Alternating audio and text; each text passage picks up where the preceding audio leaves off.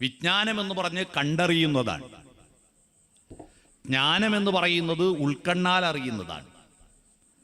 പ്രജ്ഞാനമെന്ന് പറയുന്നത് എൻ്റെ ജ്ഞാനം ഈ പ്രകൃതിയിലും ഈ സമൂഹത്തിലും ശരിയെന്ന് ബോധ്യപ്പെടാൻ വേണ്ടി ചർച്ച ചെയ്തിട്ടുണ്ടാക്കുന്ന യുക്തിപൂർവമുള്ള ജ്ഞാനത്തെയാണ് പ്രജ്ഞാനം എന്ന് പറയുക.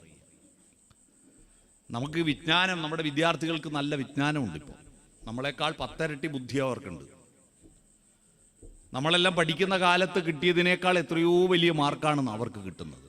നമ്മൾ പഠിക്കുമ്പോൾ 1-ാം ക്ലാസ്സിൽ 10 കുട്ടി ചേർന്നെങ്കിൽ 10-ലെത്തുമ്പോഴേക്ക് 5 എണ്ണം തോറ്റിട്ട് നിർത്തിയിട്ടുണ്ടാവും പഠനം. ആ 5 എണ്ണം 10-ൽ എഴുതിയാൽ 2 എണ്ണേ ജയിക്കൂ.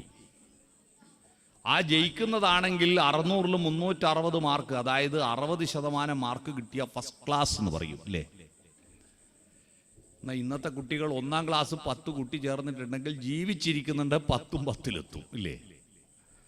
പരീക്ഷ ഹാള് കയറിയിട്ടുണ്ട് 10-ഉം ജയിക്കുകയും ചെയ്യും.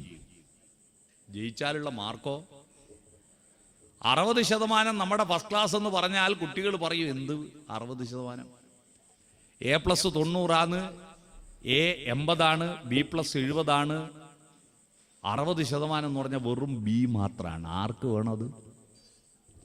നമ്മുടെ കുട്ടികൾക്ക് വിജ്ഞാനം വളരെ നന്നായിട്ട് വർദ്ധിക്കുന്നുണ്ട്. പക്ഷെ ആ വിജ്ഞാനത്തെ ജ്ഞാനമാക്കി മാറ്റുന്നതിൽ നമ്മൾ പണ്ടത്തതിനേക്കാൾ പരാജയപ്പെടുന്നു. പണ്ട് അത്രയേ പഠിപ്പുള്ളൂ ആളുകൾക്ക്. 5-ാം ക്ലാസ്സും ഗുസ്തിയായിരുന്നു പണ്ട്.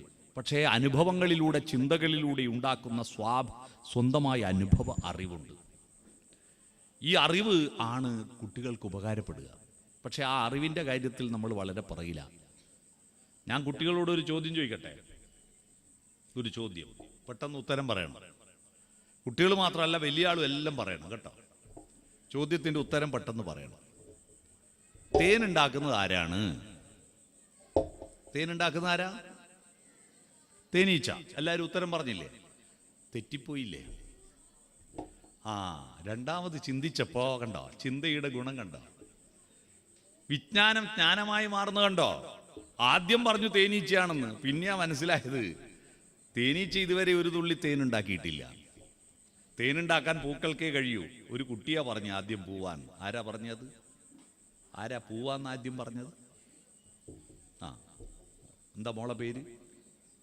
കൃഷ്ണേന്ദുവിന് ഒരു കയ്യടി കൊടുത്താട്ടെ. ഈ പൂക്കളിലെല്ലാം തേനീച്ചകൾ ഉണ്ടാകുന്നതിന് 3 കോടി വർഷങ്ങൾക്ക് മുമ്പ് ഈ ഭൂമിയിൽ പൂക്കൾ ഉണ്ടായിരുന്നു. ഇതിൻ്റെയൊക്കെ കണക്കിപ്പോൾ കൃത്യമായിട്ട് എത്ര കാലം മുമ്പ് ഏതൊക്കെ ജീവജാലങ്ങൾ, ഏതൊക്കെ സസ്യജാലങ്ങൾ ഉണ്ടായിട്ടുണ്ട് എന്ന് കൃത്യം കണക്ക് കിട്ടുന്ന ഒരു ശാസ്ത്രശാഖ വികസിപ്പിച്ചിട്ടുണ്ട്. അതിൻ്റെ അറിയാവോ? കാർബൺ ടെസ്റ്റ് എന്നതിന് പറയാം. ഏതോ പുരാതന കാലത്തുള്ള ഏതെങ്കിലും ഒരു വസ്തു കിട്ടിയാൽ ആ വസ്തു എത്ര കൊല്ലം പഴക്കമുള്ളതാണെന്ന്, ഇപ്പോൾ നിങ്ങളുടെ വീട്ടിലെ മരം എത്ര കൊല്ലം പഴക്കമുള്ളതാണെന്ന്, അല്ലെങ്കിൽ ഏതെങ്കിലും ഒരു അസ്ഥികൂടം കിട്ടിയാൽ മതി, എത്ര കൊല്ലം പഴക്കമുള്ളതാണെന്ന് കൃത്യം കണ്ടെത്തും. അതിൻ്റെ പേരാണ് കാർബൺ ടെസ്റ്റ്. അപ്പോൾ പൂക്കൾ ഈ ഭൂമിയിൽ ജീവജാലങ്ങൾ എന്ന് പറഞ്ഞാൽ ജന്തു, പക്ഷി, മൃഗാദികൾ, ഈച്ച, പാറ്റ എന്നിവ ഉണ്ടാകുന്നതിന് 3 ലക്ഷം വർഷം മുമ്പ് സസ്യലതാദികളും പൂക്കളും ഉണ്ടായിരുന്നു. 3 കോടി വർഷം മുമ്പ്. അന്ന് പൂക്കളിലെ തേൻ ആരും കുടിച്ചിരുന്നില്ല. അത് മുഴുവൻ മണ്ണിൽ വീണുപോയി. ഇപ്പോഴും പൂവിലെല്ലാം തേനുണ്ട്. ആ തേനെല്ലാം തന്നെ ഉറുമ്പും ഈച്ചയും കുടിക്കുന്നില്ല. അതെല്ലാം മണ്ണിൽ തൂവിപ്പോകുന്നു. എന്നിട്ട് എന്തേ മണ്ണിന് മധുരമില്ലാത്ത? എത്ര കോടി ലിറ്റർ തേനാണ് മണ്ണിൽ ഇങ്ങനെ തൂവിപ്പോകുന്നത് അല്ലേ? എന്നിട്ടും എന്തുകൊണ്ട് മണ്ണിന് മധുരമില്ല? സിമ്പിളാണ് ഉത്തരം. ഏതൊരു ഭക്ഷ്യപദാർത്ഥം പോലെ തേന് 2 ദിവസം കൊണ്ട് കെട്ടുപോകും. അതുകൊണ്ടാണ്. അപ്പം നിങ്ങളുടെ നെറ്റി ചുളിഞ്ഞില്ലേ?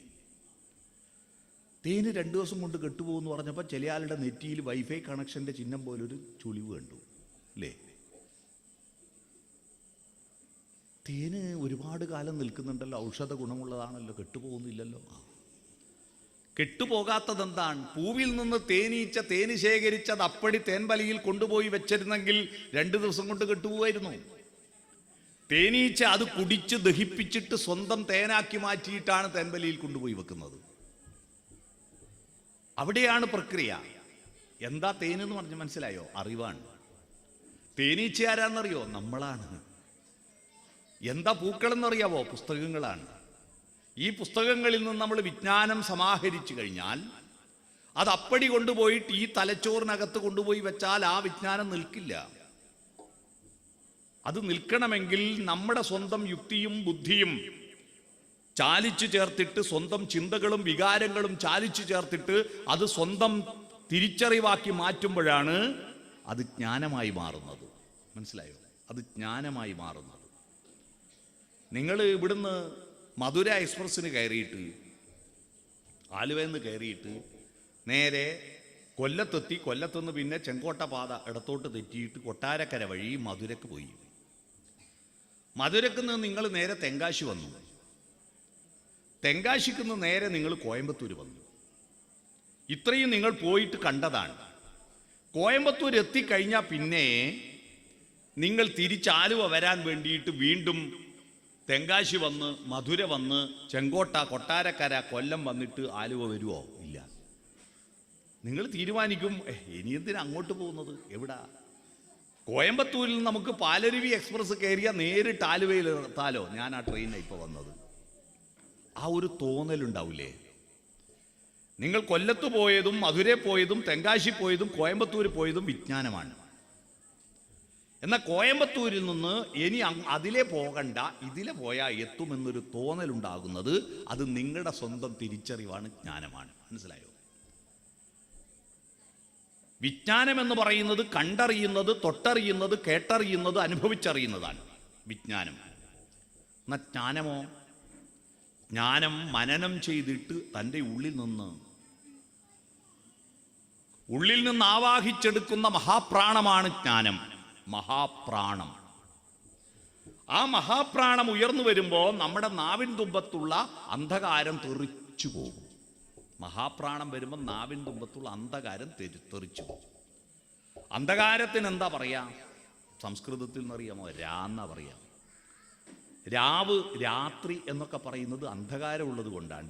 ഉള്ളതാണ് രാവ്. ഇരുട്ടിന് എന്ന് പറയും. നമ്മുടെ നാവിൻ തുമ്പത്ത് ഇരുട്ടുണ്ട്. എന്താ ഇങ്ങനെ ഇരുട്ടുണ്ടാവുന്നത്?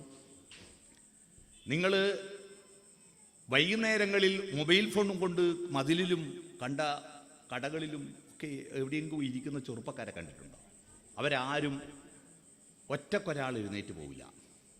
പിരിയുമ്പോൾ എല്ലാവരും ഒരുമിച്ചേ പിരിയും. എന്തുകൊണ്ടാണെന്നറിയോ? ഒരുത്തം പോയാൽ ബാക്കിയെല്ലാവരും കൂടി ഓനെ കുറ്റം പറയുന്ന ഇവനറിയാം. കുറ്റം പറയുക, അസൂയ, ദോഷൈക ദൃക്കുകളാണ് നമ്മുടെ പ്രധാനപ്പെട്ട ജോലി. നമ്മൾ വീട്ടുകാരെല്ലാവരും ഒത്തിരിക്കാറുണ്ട്. ഒത്തിരിക്കുമ്പോൾ റോഡിലൂടെ ആരാ പോകുന്നത്? അത് ബഷീറാ, മഹാവൃത്തികെട്ടവനാ. പിന്നെയോ ഗോപാലൻ കുട്ടിയോ? ഒന്നിനും കൊള്ളൂല. പഞ്ചായത്ത് മെമ്പർ മഹാബദ്ധം. പഞ്ചായത്ത് പ്രസിഡന്റ് ഒന്നിനും പറ്റാത്ത ആൾ. MLA പോക്കാണ്, മന്ത്രിമാരെല്ലാം പോക്കാണ്, മുഖ്യമന്ത്രി ഭീകരനാണ്, പ്രധാനമന്ത്രി അതിലും ഭീകരനുമാണ്. ലോകത്തെല്ലാവരും മോശമാണ്, ഒരാളെ ലോകത്ത് നല്ലതുള്ളൂ, അത് ഞാൻ മാത്രാ. ഈ ചർച്ച കേട്ട് കേട്ട് കേട്ട് നമ്മുടെ കുട്ടികളുടെ മനസ്സിലുണ്ടാകുന്ന ഒരു അടിസ്ഥാന മനോഭാവം I am okay, you are not okay എന്ന. ഞാൻ മാത്രം ശരി, നിങ്ങളൊന്നും ശരിയല്ല.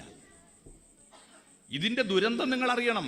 ഈ മനോഭാവത്തിൻ്റെ ദുരന്തം, നമ്മുടെ നാട്ടിലുണ്ടാകുന്ന സകലമാന ദുരന്തവും പ്രജ്ഞാപരാധമാണ്. അറിയണം. മുണ്ടക്കയിലും ചൂരൽമലയിലും ഉരുൾപൊട്ടലുണ്ടായത് മനുഷ്യൻ്റെ പ്രജ്ഞാപരാധം കൊണ്ടാണ്.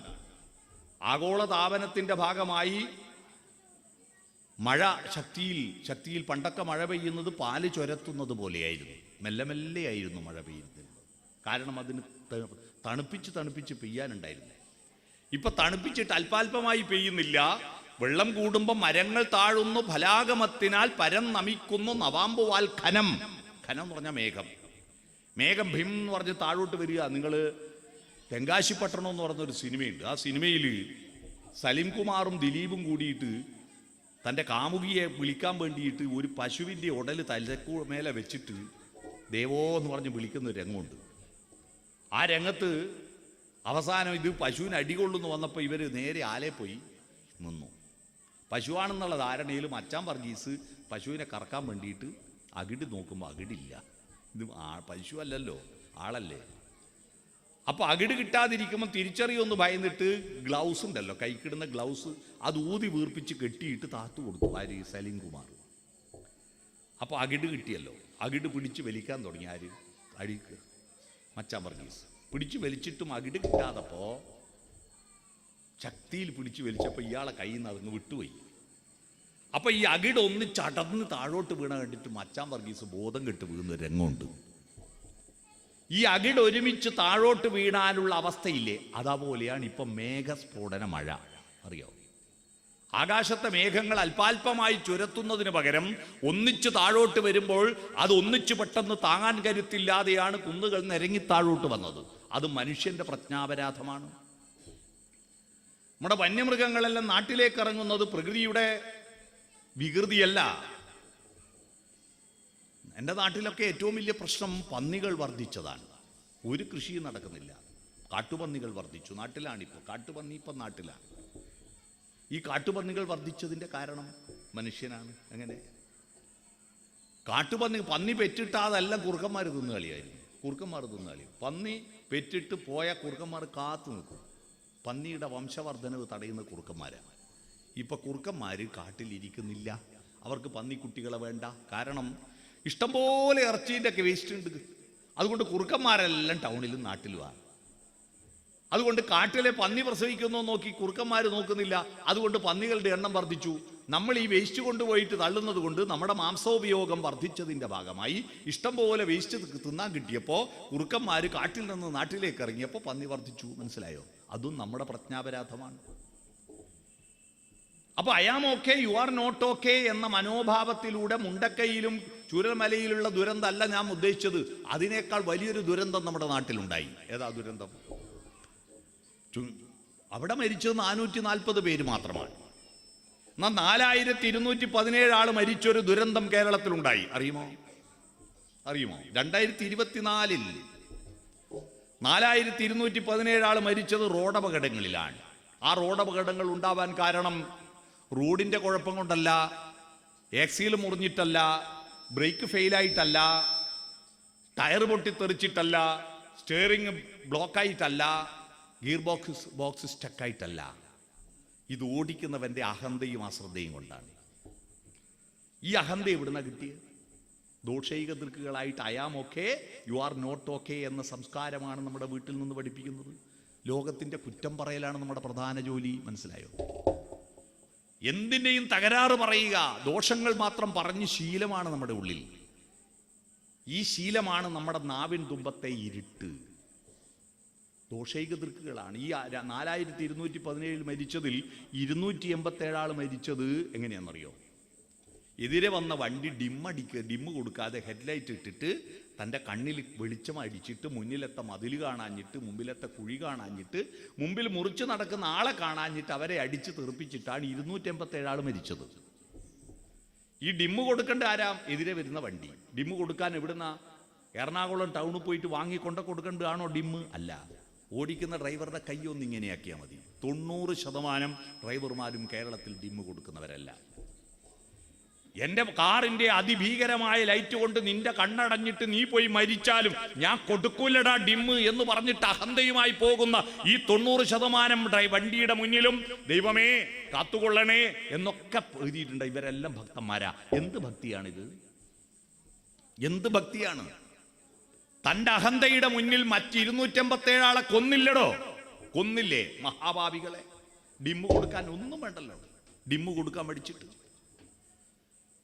ഞാൻ പറഞ്ഞു വന്നത്, ഇത്തരത്തിൽ നമ്മുടെ മനസ്സിന് നാവിൻ തുമ്പത്ത് വികൃതിയും തോന്നിയാസവും അസൂയയും രാഗദ്വേഷമൊക്കെ ഉണ്ട്.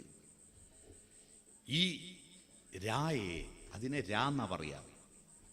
ഈ രായെ പുറത്തേക്ക് തള്ളാൻ വേണ്ടിയിട്ട് ഈ പ്രപഞ്ചത്തിൻ്റെ ഒരു മഹാപ്രാണമുണ്ട്. നമ്മുടെ മൂലാധാര ചക്രത്തിൽ നിന്നൊരു മഹാപ്രാണം പുറപ്പെടണം. മഹാപ്രാണം എന്താണെന്നറിയാമോ? അക്ഷരത്തിൻ്റെ പേരാണ് മഹാപ്രാണം. മഹാപ്രാണം അക്ഷരത്തിൻ്റെ ആ അക്ഷരം ഏതാണെന്നറിയുന്ന ആരും കൊണ്ടിവിടെ? മലയാളികൾ ആരും കൊണ്ടിവിടെ? ഇതെന്നെ ബോധ്യപ്പെടുത്താൻ വേണ്ടി നിങ്ങൾ ഇതര സംസ്ഥാന തൊഴിലാളികളെ കൊണ്ട് ഇരുത്തിയതാണോ? മലയാളികളുണ്ടെങ്കിൽ മലയാളത്തിലെ ഒരു അക്ഷരത്തിൻ്റെ പേര് മഹാപ്രാണം എന്നാണ്. ആ അക്ഷരം അറിയാവോ? സ്വരാക്ഷരം അറിയില്ലേ? ആ ഈ ഉ 15 സ്വരം. സ്വരം എന്ന് പറഞ്ഞാൽ തടയാതെ വായ കൂട്ടിയിട്ട് പുറത്തേക്ക് വിടുന്ന അക്ഷരങ്ങളാണ് സ്വരങ്ങൾ. വ്യഞ്ജനാക്ഷരങ്ങൾ എന്ന് പറഞ്ഞാൽ കണ്ഠം മുതൽ ചുണ്ട് വരെ വ്യഞ്ജിപ്പിക്കുന്ന അക്ഷരം. കണ്ടത്തിൽ കാക്കാ കാക്കാങ്ങ വ്യഞ്ജിപ്പിക്കുന്നത് കണ്ഠ്യം. അണ്ണാക്കിൽ നാവ് പറ്റിച്ചിട്ട് വ്യഞ്ജിപ്പിക്കുന്ന ചാച്ചാ ചാച്ചാഞ്ഞ താലമെന്നാണ് അണ്ണാക്കിന് പറയാ, താലവ്യം. നാവിന്റെ മൂർധാവ് അണ്ണാക്ക് കുത്തി പറയുന്ന അക്ഷരങ്ങൾ മൂർധന്യം ടാഠാ ഡാഠാണ്ണ. നാവിന്റെ അറ്റം പല്ലുമത്തൊട്ട് പറയുന്ന 5 അക്ഷരങ്ങൾ താത്താ ദാത്താന്ന, ദന്ത്യം, ദന്തം, പല്ല്. പിന്നെ ചുണ്ടുകൊണ്ട് വ്യഞ്ജിപ്പിക്കുന്ന അക്ഷരങ്ങൾ പാപ്പാ ബാപ്പാമ്മ, ഓഷ്ടമെന്നാണ് സംസ്കൃതത്തിൽ ചുണ്ടിന് പറയാ, അതാണ് ഓഷ്ട്യം. അങ്ങനെ 25, 15, 40 ഇനി അമ്മമാരുടെ 4 അക്ഷരമുണ്ട് കേട്ടോ. യാരാലാവ. അതെങ്ങനെ അമ്മമാരുടെ അക്ഷരായത്? അമ്മമാര് ഈ ഫോണറ്റിക്സ് എന്ന് പറയുന്ന ഒരു ശാസ്ത്രശാഖയുണ്ട്. ഭാഷ പഠിച്ചവർക്കറിയാം. MA മലയാളമോ ഇംഗ്ലീഷോ ഹിന്ദിയോ ഭാഷ MA എടുത്തവർക്ക് ഒരു പേപ്പറാണ് ഫോണറ്റിക്സ്, സ്വനശാസ്ത്രം. വിവിധ ശബ്ദങ്ങൾ പുറപ്പെടുവിക്കുമ്പോൾ അതിൻ്റെ അർത്ഥതലങ്ങൾ, അതിൻ്റെ ആക്സെന്റ് എന്നിവയെ പറ്റി പഠിക്കുന്നതാണ് സ്വനശാസ്ത്രം. ശബ്ദം മാറുമ്പോൾ അർത്ഥം മാറും. ശബ്ദം മാറുമ്പോൾ അർത്ഥം മാറും. ഇപ്പോൾ പോയാൽ വന്ദേ ഭാരത് കിട്ടുമോ? ഒരാൾ ചോദിച്ചപ്പോൾ കിട്ടും എന്ന് പറഞ്ഞു. അപ്പോൾ ഒരു ഓട്ടോറിക്ഷക്കാരൻ പറഞ്ഞു കിട്ടും. 2 ആൾ കിട്ടുമെന്നാണ് പറഞ്ഞു. പക്ഷെ ഓട്ടോറിക്ഷക്കാരൻ കിട്ടൂല എന്നല്ലേ ഉദ്ദേശിച്ചത്. പക്ഷെ അയാൾ പറഞ്ഞ് കിട്ടും എന്ന് പറഞ്ഞാൽ കിട്ടൂല എന്നല്ലേ. ശബ്ദം മാറി, വാക്ക് മാറിയില്ലേ? ശബ്ദം മാറുമ്പോൾ അർത്ഥം മാറിയില്ലേ? ശബ്ദം മാറുമ്പോൾ അർത്ഥം മാറും. സംഗീതത്തിന്റെ മഹത്വം അതാണ്. രാവിലെ എന്ന് പറഞ്ഞാൽ 6 മണി മുതൽ 10 മണി വരെ രാവിലെയാണ്. പക്ഷെ ഞാൻ വീട്ടിൽ നിന്ന് പുറപ്പെട്ടത് രാവിലെയാണ്. അർത്ഥം മാറി. 6 മണിക്ക് മുമ്പ് ആണ് രാവിലെ. ഞാനൊരു സ്കൂളിൽ ക്ലാസ് എടുക്കുമ്പോൾ കുട്ടികളോട് ഞാൻ ചോദിച്ചു, രാവിലെ എന്ന് എഴുതാൻ പറ്റുമോ? പറയാനല്ലേ പറ്റൂ. അപ്പോൾ ഒരു കുട്ടി എഴുന്നേറ്റ് നോട്ട് ബുക്ക് കൊണ്ട് എഴുന്നേറ്റ് പറഞ്ഞു, രാവിലെ എന്ന് എഴുതുമ്പോൾ കടലാസ് കയറിപ്പോയി. അമർത്തി എഴുതി അവൻ. ശബ്ദത്തിന് അർത്ഥമുണ്ട്. ശബ്ദം മാറുമ്പോൾ അർത്ഥം മാറും. അതാണ് സ്വനശാസ്ത്രം. താരാട്ടുപാടുന്ന അമ്മമാര് സ്വരാക്ഷരം പോരല്ലോ മക്കൾക്ക്, വ്യഞ്ജനവും വേണ്ടേ. പക്ഷേ കാക്കാ കാക്കാങ്ങ എന്ന് താരാട്ടുപാട്ട് പാടിയാൽ ഈ ശബ്ദത്തിന്റെ കഠോരത കൊണ്ട് കുട്ടി ഉറങ്ങിയില്ലല്ലോ എന്ന് ഭയന്നിട്ട് അമ്മമാര് സ്വരവുമല്ല വ്യഞ്ജനവുമല്ല മധ്യമാക്ഷരങ്ങൾ 4 എണ്ണം. തമിഴ് സംസ്കാരത്തിന്റെ ഭാഗമായിട്ട് യാ യാ യാ യാ യാ. നമ്മളോ രാരീ രാരീരം രാരോ രാ ലാ ലാ ലാ ലാ ലാ ലാ ലാ ലാ ലാ ലാ ലാ ലാ ലാ ലാ ലാ ലാ ലാ വാവേ വാവം വാവോ വാ. മനസ്സിലായോ? അമ്മമാർ ഇതുവരെ അതിൻ്റെ ടെക്നിക്ക് മനസ്സിലായിട്ടില്ലല്ലേ. യാരാലാവ, യാരാലാവ മധ്യമാക്ഷരങ്ങൾ. അപ്പോൾ 44ആയി. പിന്നെ സംസ്കൃതത്തിൽ വന്ന 3 അക്ഷരങ്ങളുണ്ട്. ഷ ഷ സ. ഷ ഷ സ. ഊഷ്മാക്കൾ എന്ന അതിന് പേര്. Whistling sound. റേഡിയോ കേൾക്കുന്ന ആരെങ്കിലുണ്ടോ? അതിൽ ഷ ഷ സ എന്നുള്ള അക്ഷരം കേൾക്കുമ്പോൾ ഒരു മൂർഖൻ ചീറ്റും പോലെ ഒരു ഒച്ച വരും അതിൻ്റെ അകത്ത്. അതാണ് ഷ ഷ സ. അപ്പം 44, 3, 47. അത് കഴിഞ്ഞിട്ടാണ് മഹാപ്രാണം. ഹ. മനസ്സിലായോ? മഹാപ്രാണം. ഹ എന്ന അക്ഷരത്തിന്റെ പേര് മഹാപ്രാണം എന്നാണ്. ഈ മഹാപ്രാണം ശ്വാസകോശത്തിന്റെ അടിത്തട്ടിൽ നിന്ന് മേലോട്ട് വരുന്ന വിശുദ്ധവായുവാണ്, നമ്മുടെ പ്രാണനാണ്. അത് വന്നിട്ട് നാവിൻ തുമ്പത്തുള്ള ര എന്ന ഇരുട്ടിനെ പുറത്തേക്ക് കളയണമെന്ന് നമ്മളെ പഠിപ്പിച്ചിട്ടുണ്ട്. പക്ഷേ ഇതെല്ലാവരും ചെയ്യുന്നുണ്ട്. പക്ഷെ അത് എന്തിനാ ചെയ്യുന്നതെന്ന് ആർക്കും അറിയില്ല. ഹാ വന്നിട്ട് രായെ തള്ളി നീക്കണം. അതാ ഹരേ എന്ന് പറയുന്നത്. മനസ്സിലായോ?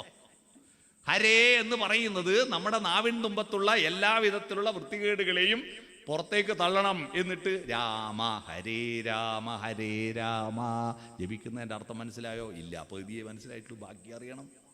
അടുത്ത രാമ എന്താ? രാമ എന്ന് വിളിക്കുന്നത് ദശരഥപുത്രനായ കൗസല്യാപുത്രനായ ത്രേതായുഗത്തിലെ അവതാരമായിരിക്കുന്ന മനുവംശതിലകമായിരിക്കുന്ന രാമ എന്നാണോ? മനുവംശത്തിനെ പറ്റി, രഘുവംശത്തെ പറ്റി, കൗസല്യയെ പറ്റി, ദശരഥനെ പറ്റിയിട്ടുള്ള കാവ്യം രചിക്കുന്നത് ആരാണ്? വാൽമീകിയാണ്. വാൽമീകിക്ക് രാമന്റെ കഥ ആരാ പറഞ്ഞു കൊടുക്കുന്നത്? നാരദനാണ്. നാരദൻ പറയുന്നതിന് മുമ്പ് ഈ രാമനെ വാൽമീകിക്ക് അറിയാവോ? ഇല്ല. പക്ഷെ വാൽമീകി കാട്ടാളനായ രത്നാകരനായിരുന്നല്ലോ. അതെ. ആ രത്നാകരൻ എപ്പോഴാ സന്യാസിയായത്? രാമരാമ ജപിച്ചിട്ട്. അതിനുശേഷമല്ലേ ഇയാൾ രാമായണ കഥ കേൾക്കുന്നത്? അതെ. അതിനുശേഷമല്ലേ രാമന്റെ കഥ എഴുതുന്നത്? അതെ. പിന്നെ ഏത് രാമനെ അയാൾ ജപിച്ചത്? ഇയാൾ അറിയില്ലല്ലോ. ഏതാണ് രാമൻ? രാശബ്ദോച്ചാരണ മാത്രേണ മുഖാൻ നിര്യന്തി പാതക പുനഃപ്രവേശ ഭീദ്യാജ മകാരശ്ച കവാടവേൽ. രാ എന്നുച്ചരിക്കും വേളയിൽ എല്ലാ പാപങ്ങളും പുറത്തു പോകുന്നു. പുറത്തുപോയ പാപങ്ങൾ തിരിച്ചകത്ത് പ്രവേശിക്കാതിരിക്കാൻ മ എന്ന് വയപുട്ടണം. രാമ രാമ. മനസ്സിലായോ? ഇതാണ് ഹരേ രാമ എന്ന് ചൊല്ലുന്നതിൻ്റെ അർത്ഥം. ഇതെല്ലാവരും ചൊല്ലാറുണ്ടായിരുന്നില്ലേ? ആ വിജ്ഞാനം എല്ലാവർക്കും ഉണ്ടായിരുന്നു. പക്ഷേ അതിൻ്റെ ജ്ഞാനം ഉണ്ടായോ? ഇല്ല. നമ്മൾ പുസ്തകങ്ങളെല്ലാം വായിക്കുന്നുണ്ട്. ഇങ്ങനെയാ പുസ്തകം വായിക്കുന്നത് അല്ലേ? ഇങ്ങനെയല്ലേ വായിക്കുക? ഇടത്തുനിന്ന് വലത്തോട്ട് ഇങ്ങനെ വായിക്കില്ലല്ലോ. ഇങ്ങനെ വായിക്കുമോ? ഇങ്ങനെയല്ലേ വായിക്കുക? ഇങ്ങനെ വായിക്കുന്നു. ഇങ്ങനെ വരച്ചാൽ എന്താ അർത്ഥം? ഇങ്ങനെയുള്ള വരക്കെന്താ അർത്ഥം? കണക്കിലൊരർത്ഥം ഉണ്ടല്ലോ. ഇങ്ങനെ വരക്ക് കിഴിക്കണം. -4. അത് പ്ലസ് ആവണമെങ്കിൽ ഇങ്ങനെയും കൂടി വരക്കണ്ടേ? ഇങ്ങനെ വരക്കുന്നത് ഇങ്ങനെ എന്താ? ചിന്തയാണ്. ഇങ്ങനെയാണ് ചിന്ത. ഇങ്ങനെയുള്ള വരയോട് ഇങ്ങനെയും ചേർക്കുമ്പോൾ വായനയും ചിന്തയും ചേരുമ്പോഴാണ് പ്ലസ് ആവുക. അവിടെ കിട്ടിയാ കുട്ടികൾ മനസ്സിലാക്കണം. A+ എന്ന് പറഞ്ഞാൽ എന്താ? പ്ലസ് ആവണമെങ്കിൽ ഇങ്ങനെയും ഇങ്ങനെയും ചേർക്കണം. അല്ലാതെ ഈ പരീക്ഷയ്ക്ക് മാർക്ക് വാങ്ങിയാലൊന്നും പ്ലസ് ആവില്ല. പരീക്ഷ എന്ന് പറയുന്ന ഒരു വിഡ്ഢിത്തം അറിയോ നിങ്ങൾ? ഞാൻ അടുത്ത ചോദ്യം ചോദിക്കട്ടെ. അടുത്ത ചോദ്യം ചോദിക്കുക. ഉള്ളവർ ഇല്ലാത്തവരോടോ ചോദിക്കേണ്ടത്? ഇല്ലാത്തവരുള്ളവരോടോ ചോദിക്കേണ്ടത്? ഉള്ളവർ ഇല്ലാത്തവരോട് ചോദിക്കണമോ? ഇല്ലാത്തവരുള്ളവരോട് ചോദിക്കണമോ? പറയൂ. എൻ്റെ അടുത്ത് ഫോണുണ്ട്, നിങ്ങളുടെ അടുത്ത് ഫോണില്ല. നിങ്ങൾക്ക് ഫോൺ വേണമെങ്കിൽ നിങ്ങൾ എന്നോടോ ചോദിക്കേണ്ടത്? ഞാൻ നിങ്ങളോടോ? സിമ്പിൾ ചോദ്യം. ഒരു കൊടുക്കില്ലാത്ത ചോദ്യം ഇത്. ഉള്ളവരില്ലാത്തവരോട് ചോദിക്കണമോ? ഇല്ലാത്തവരുള്ളവരോട് ചോദിക്കണോ? ഇല്ലാത്തവര് ഉള്ളവരോട് ചോദിക്കണം. സിമ്പിൾ അല്ലേ? അതെ. നമ്മുടെ വിദ്യാലയങ്ങളിൽ അറിവുള്ളത് മാഷക്കാണോ കുട്ടികൾക്കാണോ? ആർക്കാ? മാഷക്കല്ലേ. ഇല്ലാത്തത് കുട്ടികൾ. അപ്പൊ നിങ്ങളാ പറഞ്ഞത് ഇല്ലാത്തവരുള്ളവരവിടെ ചോദിക്കേണ്ടത്. അപ്പൊ ആരാ ചോദ്യം ചോദിക്കണ്ടേ? ചോദ്യം ചോദിക്കേണ്ട ആരാ? കുട്ടികൾ. ഉത്തരം പറയേണ്ട ആരാ? മാഷ്. പക്ഷെ ഇപ്പം ആരാ ചോദ്യം ചോദിക്കുന്നത്? മാഷ്. ഉത്തരം പറയേണ്ട ആരാ? കുട്ടികൾ. ഉത്തരം അറിയൊക്കെ പിന്നെ കുട്ടി സ്കൂളിൽ പോവോ? ഉത്തരം അറിയാത്തതുകൊണ്ടല്ലേ അവിടെ പോകുന്നത്. പിന്നെ ഏത് ഉത്തരാ ചോദിക്കുന്നത്? മോനിങ് വാ, ശൈലിലേക്ക് വാ, വാ.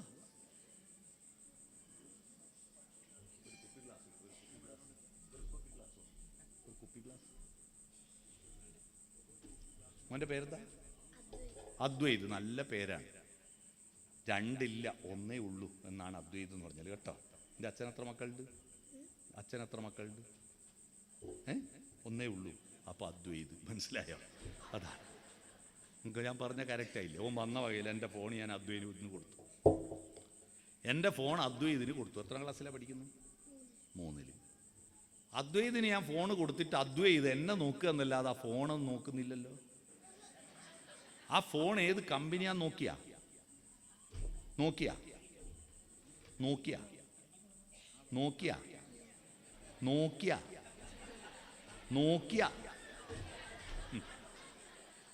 ഞാൻ കൊടുത്തുകൊണ്ടോ വാങ്ങി. ഇപ്പൊ എന്തിനാ അവൻ കൈമ പിടിക്കുന്നേ? ഞാൻ ചോദിക്കുമ്പോൾ തിരിച്ചു തരാനല്ലേ? എന്നാ തന്നു. ഇപ്പൊ അദ്വൈതിന്റെ കയ്യിൽ ഫോണുണ്ടോ? ഇല്ല. നിങ്ങൾ വിചാരിക്കുന്നില്ല ഈ കണ്ണൂരിന്ന് ഒരു മനുഷ്യൻ വന്നിട്ട് ഈടുന്ന എന്തിനാ ഈ പൊട്ടത്തര കളിക്കുന്നത്? അല്ലേ? ഈ പൊട്ടത്തരമാണ് നമ്മുടെ വിദ്യാലയങ്ങളിൽ നടക്കുന്നത്. അറിയണം. അധ്യാപകർ കുറെ ഉത്തരം കുട്ടികൾക്ക് കൊടുക്കും. കുട്ടികളത് വാങ്ങുമ്പോ വാങ്ങണ്ടേ? എന്തിനാവോ ഏതിനാവോ അറിയില്ല. എന്തിനാ വാങ്ങുന്നത്? മാഷ് ചോദിക്കുമ്പോൾ തിരിച്ചു കൊടുക്കാൻ അല്ലേ? എപ്പോഴാ മാഷ് ചോദിക്കുക? പരീക്ഷയ്ക്ക് ചോദിച്ചു, തിരിച്ചു കൊടുത്തു. ഞാൻ ചോദിച്ചപ്പോൾ അദ്വൈത് ഫോൺ എനിക്ക് തിരിച്ചു തന്നു. ഇപ്പൊ അദ്വൈതിന്റെ കയ്യിൽ ഫോണുണ്ടോ? ഇല്ല. പരീക്ഷ കഴിഞ്ഞാൽ കുട്ടികളുടെ കയ്യിൽ ഉത്തരവുണ്ടോ? ഇല്ല. 8 കഴിഞ്ഞ് 9-ലെത്തുമ്പോൾ 8-ൽ പോയി, 9 കഴിഞ്ഞ് 10-ലെത്തുമ്പോൾ 9-ൽ പോയി. ഈ വിഡ്ഢിത്തം തിരുത്താൻ കഴിയണം നമുക്ക്. പ്രിയമുള്ളവരെ, നമ്മൾ ഈ ക്ഷേത്രമുറ്റത്തിരുന്ന് ഇരിക്കുമ്പോൾ ഭാരതത്തിലെ ദൈവവിശ്വാസത്തിന്റെ അടിത്തറ ജ്ഞാനമാണ്. പക്ഷെ ജ്ഞാനമെന്ന് പറയുന്നത് ഉപരിപ്ലവമായിട്ട് പഠിച്ച് പരീക്ഷ എഴുതലാണെന്ന് തെറ്റിദ്ധരിച്ചു പോയി. അല്ല, ചിന്തകൾ ചേർത്ത് വെക്കണം, ചോദ്യങ്ങൾ ഉണ്ടാവണം. മോൻ പോലെ ചോദ്യങ്ങൾ ഉണ്ടാവണം. ചോദ്യമാണ് പ്രധാനം. ചോദ്യമാണ്, ഉത്തരമല്ല പ്രധാനം.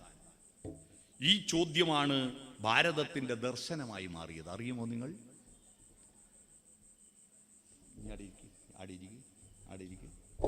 എന്നെ കൊണ്ട് ആവശ്യമുണ്ട്, ഇനി വീണ്ടും കയറണ്ട. ഈ ചോദ്യത്തിൽ നിന്ന് ഭാരതത്തിന്റെ ദർശനമുണ്ടായി. എന്താ ദർശനം? ശബരിമലയ്ക്ക് പോകുമ്പോൾ ദർശനം വേണ്ടേ? ഉച്ചിയിലിരുമൂടി കെട്ടുമായി വരുന്നു ഞാൻ, അച്ഛൻ കോവിലയ്യപ്പ രക്ഷയേകൂ, സത്യമാം 18 തൃപ്പടിയേറുമ്പോൾ ദർശനം നൽകണേ തമ്പൂരാനേ. കേട്ടിട്ടില്ലേ? എന്ത് ദർശനമാണ്? യോഗപട്ടാസനസ്ഥനായിരിക്കുന്ന ധർമ്മശാസ്താവിന്റെ ആ തിരുവിഗ്രഹം എന്റെ കണ്ണുകൊണ്ട് കാണാൻ കഴിയണമേ എന്നാണോ? പോയാൾ എല്ലാവരും കാണും. പിന്നെ എന്തിനാ ഇത്? അത് കാണാൻ അവസരം കിട്ടണേ എന്ന് പ്രാർത്ഥിക്കുന്നതല്ല. അവിടെ എത്തും ഒരു ദർശനമുണ്ട്. അതുക്കും മേലെ ഒരു ദർശനമുണ്ട്. ആ ദർശനമാണ് അറിയേണ്ടത്. ആ ദർശനം എന്താ? കഴിഞ്ഞ മാസം അന്തരിച്ചു പോയ നമ്മുടെ പ്രിയപ്പെട്ട ഭാവഗായകൻ പി ജയേന്ദ്രനാണ് ശബരിമലയിലെ ഏറ്റവും മനോഹരമായ ഒരു തീർത്ഥാടനം പൂർത്തീകരിക്കുന്നത് പോലുള്ളൊരു പാട്ട് പാടിയത്, അല്ലേ?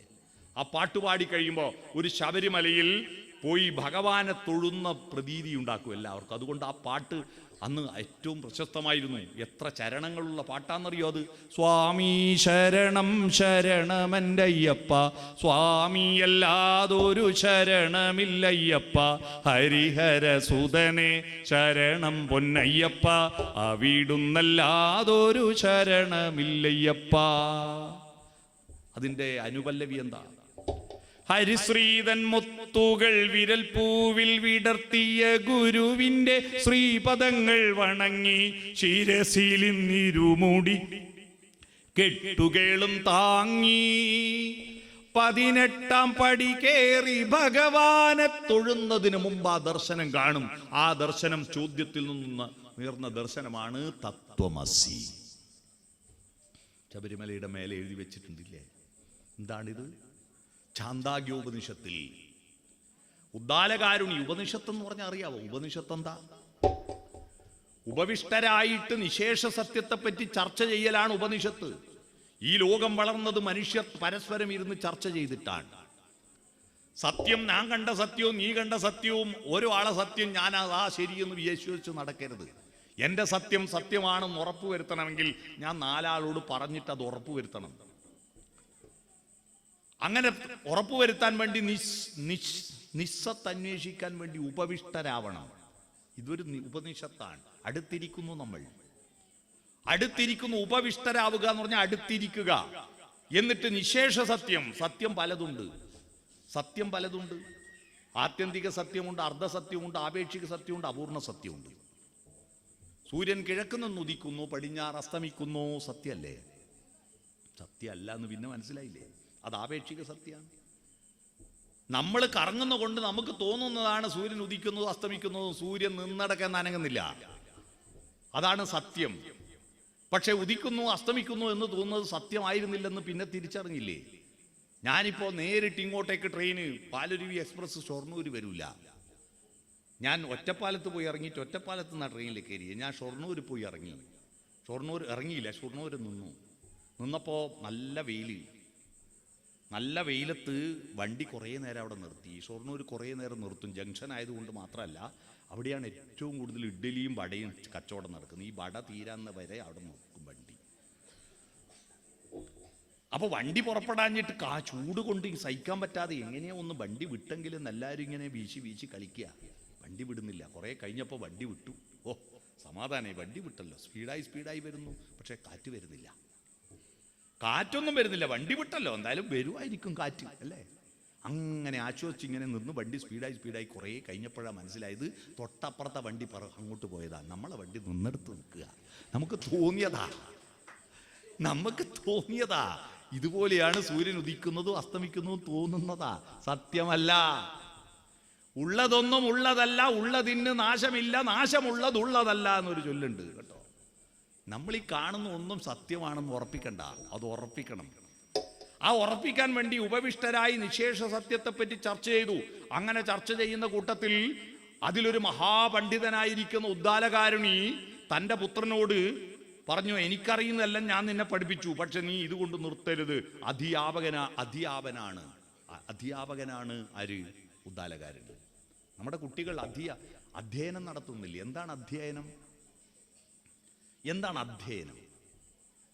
അധ്യയന വർഷം കേട്ടിട്ടില്ലേ? ജൂണിൽ തുടങ്ങി മാർച്ചിൽ അവസാനിക്കുന്ന അധ്യയന വർഷം. വാട്ട് ഈസ് അധ്യയനം? രണ്ട് വാക്കുകൾ ചേർന്നിട്ടാണ് അധ്യയനം ഉണ്ടായത്. അധി എന്ന് പറഞ്ഞാൽ പ്ലസ്. 2024 അറിയപ്പെട്ടത് അധിവർഷമാണ്. എന്തുകൊണ്ട് അധിവർഷം? 2024 365 366 ദിവസം ഉണ്ടായിരുന്നു. കാരണം ഫെബ്രുവരി 29 ഉണ്ട്. കാരണം 365 കാലില്ലേ, 4 കാല് കൂടുമ്പോൾ ഒന്നാവുമല്ലോ. ആ 1 4 കൊല്ലം കൂടുമ്പോൾ കഴിഞ്ഞ കൊല്ലായിരുന്നു ആ 1. അതുകൊണ്ട് അധിവർഷമായിരുന്നു 2024. അധി എന്ന് പറഞ്ഞാൽ പ്ലസ്, അധികമാണ്. യാപകൻ യാനം നടത്തുക, അയനം നടത്തുക. അയനം അയനം എന്ന് പറഞ്ഞാൽ യാത്ര. രാമന്റെ അയനമാണല്ലോ രാമായണം. അയനം എന്ന് പറഞ്ഞാൽ കൂടുതൽ യാത്ര ചെയ്യുക എന്ന് പറഞ്ഞാൽ പാഠപുസ്തകം മാത്രം പഠിക്കുന്നവൻ 0 ആണ്. പാഠപുസ്തകത്തിന് പ്ലസ് ആയിട്ട് കൂടുതൽ എന്ത് സ്വന്തമായി പഠിക്കുന്നുണ്ട്, ആ പഠനമാണ് അയനം. പിടികിട്ടിയോ? അയനം അതാണ്. പാഠപുസ്തകത്തിന്റെ അപ്പുറത്തേക്ക് പോകണം. ആ അയനം നടത്താൻ കുട്ടിയെ പ്രേരിപ്പിക്കുന്നവനെയാണ് അധ്യാപകൻ എന്ന് പറയുക. പാഠപുസ്തകം മാത്രം പഠിച്ചാൽ പോരാ. ഉദ്ദാലകാരുണി തനിക്കറിയുന്ന പഠിപ്പിച്ചിട്ട് അദ്ദേഹം അധ്യാപകനായതുകൊണ്ട് ബ്രാഹ്മണൻ പോലുമല്ലാത്തൊരു ക്ഷത്രിയൻ പാഞ്ചാല രാജാവായിരിക്കുന്ന പ്രവാഹട കൈവല്യന്റെ അടുത്ത് തൻ്റെ മകനെ പഠിക്കാൻ അയച്ചു, ശ്വേതകേതുവിനെ.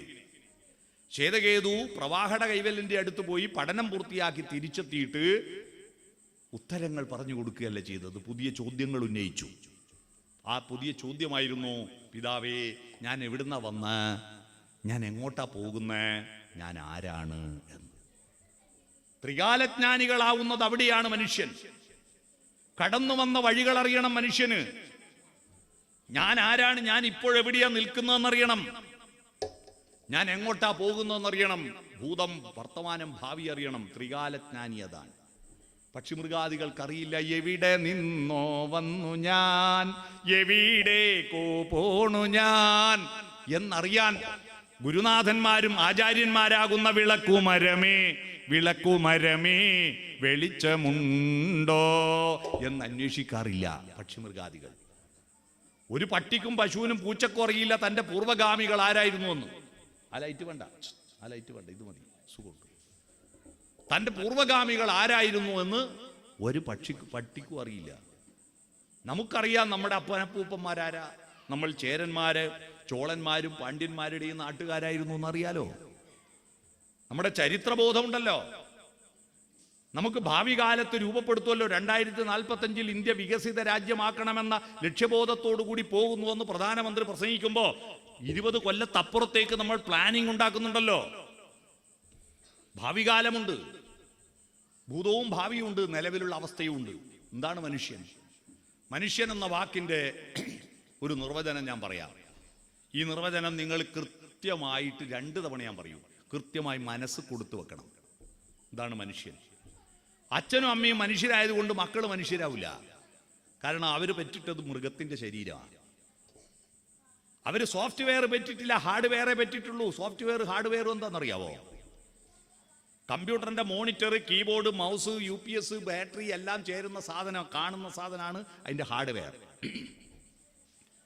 അതിനകത്ത് നമ്മൾ ഇൻസ്റ്റാൾ ചെയ്യുന്ന അതിൻ്റെ സോഫ്റ്റ്വെയർ, അതിൽ അപ്ലോഡ് ചെയ്യുന്ന ഇൻഫർമേഷൻ, അതിൽ നിന്ന് ഡൗൺലോഡ് ചെയ്യുന്ന ഇൻഫർമേഷൻ, അതാണ് അതിൻ്റെ സോഫ്റ്റ്വെയർ. നമ്മൾ ജനിക്കുമ്പോൾ നമ്മൾ ഹാർഡ്വെയറും കൊണ്ടാണ് വരുന്നത്. പിന്നീട് ഇവിടുന്ന് ഇൻസ്റ്റാൾ ചെയ്തതാണ് ഇതിൻ്റെ സോഫ്റ്റ്വെയർ എല്ലാം. അമ്മ താരാട്ടുപാട്ട് പാടുമ്പോൾ പഠിപ്പിച്ചു. അമ്മ ചുണ്ടുപൂട്ടി തുറക്കുന്നത് കുട്ടി ഇങ്ങനെ കാണുമ്പോൾ കുട്ടിയും ചുണ്ടുപൂട്ടി തുറക്കുമ്പോൾ അമ്മ എന്ന അക്ഷരം പഠിച്ചു അല്ലേ? അത് അമ്മ. മിണ്ടിത്തുടങ്ങാൻ ശ്രമിക്കുന്ന പിഞ്ചിളം ചുണ്ടിന്മേലമ്മിഞ്ഞപ്പാലോടൊപ്പം അമ്മയെന്നുള്ള 2 അക്ഷരമല്ലയോ സമ്മേളിച്ചിടുന്നതൊന്നാമതായും ഉമ്മ. പിന്നെയാണ് ഒരു മീശക്കാരൻ വരുന്നത്, കുട്ടീനെ എടുക്കുന്നത്. വയറ്റുന്ന് പോകുന്നുണ്ടെങ്കിൽ, മൂക്കുന്ന് ഒലിക്കുന്നുണ്ടെങ്കിൽ ഒന്നും എടുക്കൂല. അതെല്ലാം അമ്മക്ക്. കുളിച്ച് നീറ്റാണെങ്കിൽ എടുക്കും, കുറച്ച് മാന്യന്മാർ വരും എടുത്ത് നടക്കാൻ അല്ലേ. ആ മീശക്കാരൻ വായ പൂട്ടി തുറക്കൽ മാത്രമല്ലല്ലോ, ഇതിൻ്റെ ഉള്ളുന്നുണ്ടല്ലോ ഒരു ഇറച്ചി കഷ്ണം ഇളകി കളിക്കുന്ന കുട്ടി അത് കണ്ടെത്തി. കുട്ടീൻ്റെ വായിലുണ്ടല്ലോ ഒരു ഇറച്ചി കഷ്ണം, നാവ്. അത് അണ്ണാക്ക് പറ്റിച്ചിട്ട് ഈ മീശക്കാരനെ കുട്ടി വിളിച്ചു. ചുണ്ട് പൂട്ടി തുറക്കുന്നു, അടുത്ത അക്ഷരം അണ്ണാക്ക്, നാവ് പറ്റിച്ച് വിളിക്കുന്നു ച. അതാ ച, മനസ്സിലായോ? അമ്മ അച്ഛൻ. പിടികിട്ടിയോ? അക്ഷരങ്ങൾ ഉണ്ടാവുന്നത് കുട്ടി പിന്നെ ജനിച്ചതിന് ശേഷം ഇൻസ്റ്റാൾ ചെയ്യുന്നതാണ്. അവൻ ലോകത്തെ പറ്റി അറിയുകയാണ്. അപ്പോൾ ആ സോഫ്റ്റ്വെയർ വളർത്തിയെടുക്കലാണ് അച്ഛൻ്റെ അമ്മേൻ്റെ ജോലി. ഈ ശരീരത്തെ വളർത്തലല്ല, ശരീരത്തെ തളർത്തല അച്ഛൻ്റെ അമ്മേൻ്റെ ജോലി. അറിയോ നിങ്ങൾ? നമ്മൾ ജനിച്ച ഉടനെ കുട്ടിക്ക് എന്താ ചെയ്യുന്നത്? എന്താ ചടങ്ങ്? ചെണ്ട കൂട്ടാൻ പഠിപ്പിക്കുക. ഒരു കുട്ടി ജനിച്ച ഉടനെ എന്താ ചെയ്യാ? ആദ്യത്തെ ചടങ്ങ് എന്താ? ഇവിടെ പണ്ടൊരു ചടങ്ങുണ്ടായിരുന്നു, അതിപ്പോൾ ആരും ചെയ്യുന്നില്ല. ആ ചടങ്ങിനെ കുറിച്ചൊരു സിനിമാ ഗാനമുണ്ട്, ഒരു സിനിമ പേര് തന്നെയുണ്ട്. തേനും വയമ്പും നാവിൽ തൂകും വാനമ്പാടി. തേനും വയമ്പും നാവിൽ ചോർത്തു. എന്തിനാ തേന്? കുട്ടി ജനിച്ച ഉടനെ first impression is the best impression. മധുരം നാവിൽ തൊട്ടാൽ ഹായ്, ഈ ലോകം മധുരം മധുരം മധുരം മധുരം മധുരാധിപതേ സകലം മധുരം. നല്ല അനുഭവമല്ലേ കുട്ടിക്ക്? ഈ ലോകത്തെ അവൻ ഇഷ്ടപ്പെടും. ആരെങ്കിലും ഇപ്പൊ തേന് തൊട്ട് കൊടുക്കുന്നുണ്ടാ? ഇല്ല. പകരം ഒരു ഇഞ്ചക്ഷൻ വെക്കും. കുത്തി വേദനിച്ച് കരഞ്ഞു കുട്ടി തോന്നുക ഈ ലോകം മുഴുവൻ എന്നെ കുത്താൻ വന്ന കാലം മാറാ. First impression is the waste ഇംപ്രഷനായി അല്ലേ? അതുകൊണ്ടാണ് ഈ സാമൂഹ്യ വിരുദ്ധരാവുന്നതെന്ന്. ഇഞ്ചക്ഷൻ വേണ്ടേ? നിർബന്ധ, ഇല്ലെങ്കിൽ കുട്ടികൾ മരിച്ചു. ഉത്തർപ്രദേശിൽ 1000 കുട്ടികൾ ജനിക്കുമ്പോൾ അതിൽ 60 കുട്ടികളും മരിച്ചു പോകുന്നുണ്ട്. കേരളത്തിൽ 1000 കുട്ടികൾ ജനിക്കുമ്പോൾ 4 കുട്ടികളെ മരിച്ചു പോകുന്നുള്ളൂ. അതിൻ്റെ കാരണം കൃത്യമായി വാക്സിനേഷൻ കൊടുക്കുന്നുണ്ട്. പക്ഷെ അതിനു മുമ്പേ അല്പം മധുരം നാവുമ്പോൾ തൊട്ട് കൊടുത്തൂടെ? അത് കഴിഞ്ഞിട്ട് ഒരു ചടങ്ങുണ്ടല്ലോ. എന്താ അത്? പേരുവിളി. എത്രാമത്തെ ദിവസം ഇവിടെ പേര് വിളിക്കുക? 28 അല്ലേ? എന്താ 28ൻ്റെ കണക്ക്? അത് 29 പോയാൽ 28-ന് കൃത്യമായ ഒരു കണക്കുണ്ട്. AD 825 മുമ്പ് നമുക്ക് ഡേറ്റ് ഇല്ല. അറിയാവോ? AD 825-ഉം കേരള ചരിത്രവും തമ്മിൽ വലിയ ബന്ധമുണ്ട്. AD 825-ലാണ് മലയാളിക്ക് കൊല്ലത്ത് വെച്ച് സ്വന്തമായ ഒരു കലണ്ടർ ഉണ്ടാക്കിയത്. 1200 കൊല്ലമായി ആ കലണ്ടർ ഉണ്ടാക്കിയിട്ട്. അത് ആ കൊല്ലവർഷം, ഇന്ന് കലണ്ടർ പോയി നോക്കുക, ആ കൊല്ലവർഷം 1200 ആയത്. AD 825-ലാ കൊല്ലത്ത് വെച്ച് കലണ്ടർ ഉണ്ടാക്കിയത്. ആ കലണ്ടറിന്റെ പേരറിയാവോ? നമ്മൾ ഈ ചുമരുമ തൂക്കുന്ന മാതൃഭൂമിൻ്റെയോ മനോരമേൻ്റെയോ ബാങ്കിൻ്റെ എല്ലാം കലണ്ടറില്ലേ, അത് പോർച്ചുഗീസുകാർ വന്ന ഗ്രിഗോറിയൻ കലണ്ടറാ. നമ്മുടെ കലണ്ടറല്ല അത്. നമ്മുടെ കലണ്ടർ ചുമരുമ തൂക്കുന്നതല്ല. ആ കലണ്ടറിന്റെ പേരറിയാവോ? പഞ്ചാംഗം. ഈ പഞ്ചാംഗം വന്നതിന് ശേഷം നമുക്ക് ഡേറ്റ് ഉണ്ടായി. അതിനു മുമ്പ് നമുക്ക് ഒരു മാസത്തിൽ 27 ദിവസമേ ഉള്ളൂ. ആ 27 ദിവസം 27 നക്ഷത്രത്തിന്റെ പേരാ. അശ്വതി മുതൽ രേവതി വരെ 27 നക്ഷത്രം. അപ്പൊ 28-ാമത്തെ ദിവസം മാസം കൂടിയിട്ട് ഒരു കുട്ടീന്റെ ജന്മദിനം ഫസ്റ്റിൽ വരും 28-ാമത്തെ ദിവസം. ഈ കണക്കും കൊണ്ട് നമ്മൾ കുടുങ്ങിയറിയോ? വലിയ കുടുക്ക. പലരും ബർത്ത് സർട്ടിഫിക്കറ്റുമായിട്ട് വലിയ പ്രശ്നമാണ്. കാരണം പണ്ട് മലയാള മാസവും നക്ഷത്രം അറിയൂ. ഇവിടെയുള്ള 60 വയസ്സ് കഴിഞ്ഞാക്ക് 3 ദിവസം കേക്ക് മുറിക്കേണ്ട ചാൻസ് ഞാൻ പറയട്ടെ. ഒന്ന് മുനിസിപ്പാലിറ്റിയിലും കോർപ്പറേഷനിലും പഞ്ചായത്തിലും രജിസ്റ്റർ ചെയ്തിരിക്കുന്ന ഒറിജിനൽ ഇംഗ്ലീഷ് തീയതി. രണ്ടാമത് മലയാള മാസവും നക്ഷത്രവും. മേടമാസം മകനക്ഷത്രത്തിൽ എൻ്റെ അമ്മ പായസം വെക്കൂ, എൻ്റെ ജന്മദിനാതാ. മൂന്നാമത്തതോ LP സ്കൂൾ ഹെഡ് മാഷ് നിശ്ചയിച്ച് തന്നൊരു തീയതി ഉണ്ടാവും. കാരണം അന്ന് സ്കൂളിൽ ചേർക്കാൻ പോകുമ്പോൾ ഒരാൾക്കും അറിയില്ല എപ്പാ. എൻ്റെ അച്ഛൻ ചേർക്കാൻ പോയപ്പോൾ എപ്പാ നാരായണ ഇവനെ പ്രസവിച്ചതെന്ന് കുഞ്ഞിരാം മാഷ് ചോദിച്ചപ്പോൾ അച്ഛൻ പറഞ്ഞു, ഞങ്ങൾ പൊരളിമലയിൽ, പൊരളിമല എന്ന് പറഞ്ഞാൽ പഴശ്ശിരാജാവിൻ്റെ ആസ്ഥാനം, അവിടെ പൊനംകൃഷി നടത്തിയിരുന്നു. ആ പൊനംകൃഷി എന്ന് പറഞ്ഞാൽ ഈ കാട്ടിലുള്ള നെല്ലും ചാമ മുത്താറിയും ഒക്കെ കൃഷി ചെയ്യുന്നതിനാണ് പൊനംകൃഷി എന്ന് പറയുന്നത്. അത് ചെയ്ത കൊല്ല മാഷെ ഇവനെ പെറ്റിന്. അതേത് കൊല്ല? അത് കണ്ണവം പാലത്തിൻ്റെ കണ്ണടഞ്ഞിട്ടൊരു വെള്ളപ്പൊക്കം ഉണ്ടായ കൊല്ലായിരുന്നു. അത് ഇടുന്ന് മാഷ് തീരുമാനിച്ചു, ജൂണിൽ 5 വയസ്സ് തികയണമെങ്കിൽ മെയ് പ്രസവിക്കണ്ടേ, അതുകൊണ്ട് നിന്റെ ജന്മദിനം മെയ് 4 മാഷ് നിശ്ചയിച്ചതാ. അതാ എൻ്റെ SLC ബുക്കിൽ. ഞാൻ ഫേസ്ബുക്ക് അക്കൗണ്ട് തുടങ്ങുമ്പോൾ ഡേറ്റ് ഓഫ് ബർത്ത് കൊടുക്കണ്ടേ? ആ ഡേറ്റ് ഓഫ് ബർത്ത് മെയ് 4 കൊടുത്ത് SLC ഫേസ്ബുക്കിൽ. ഇപ്പം മെയ് 4 എനിക്ക് ഇങ്ങനെ മെസ്സേജ് വരും, ഹാപ്പി ബർത്ത്ഡേ ഹാപ്പി ബർത്ത്ഡേ.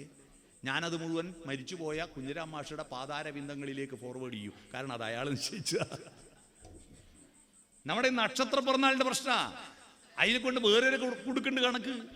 നമുക്ക് 27 ദിവസമേ ഉള്ളൂ ഒരു മാസം. 12 മാസവും 27 ദിവസവും കൊണ്ട് നമുക്ക് ഇത് ടാലിയാവില്ല.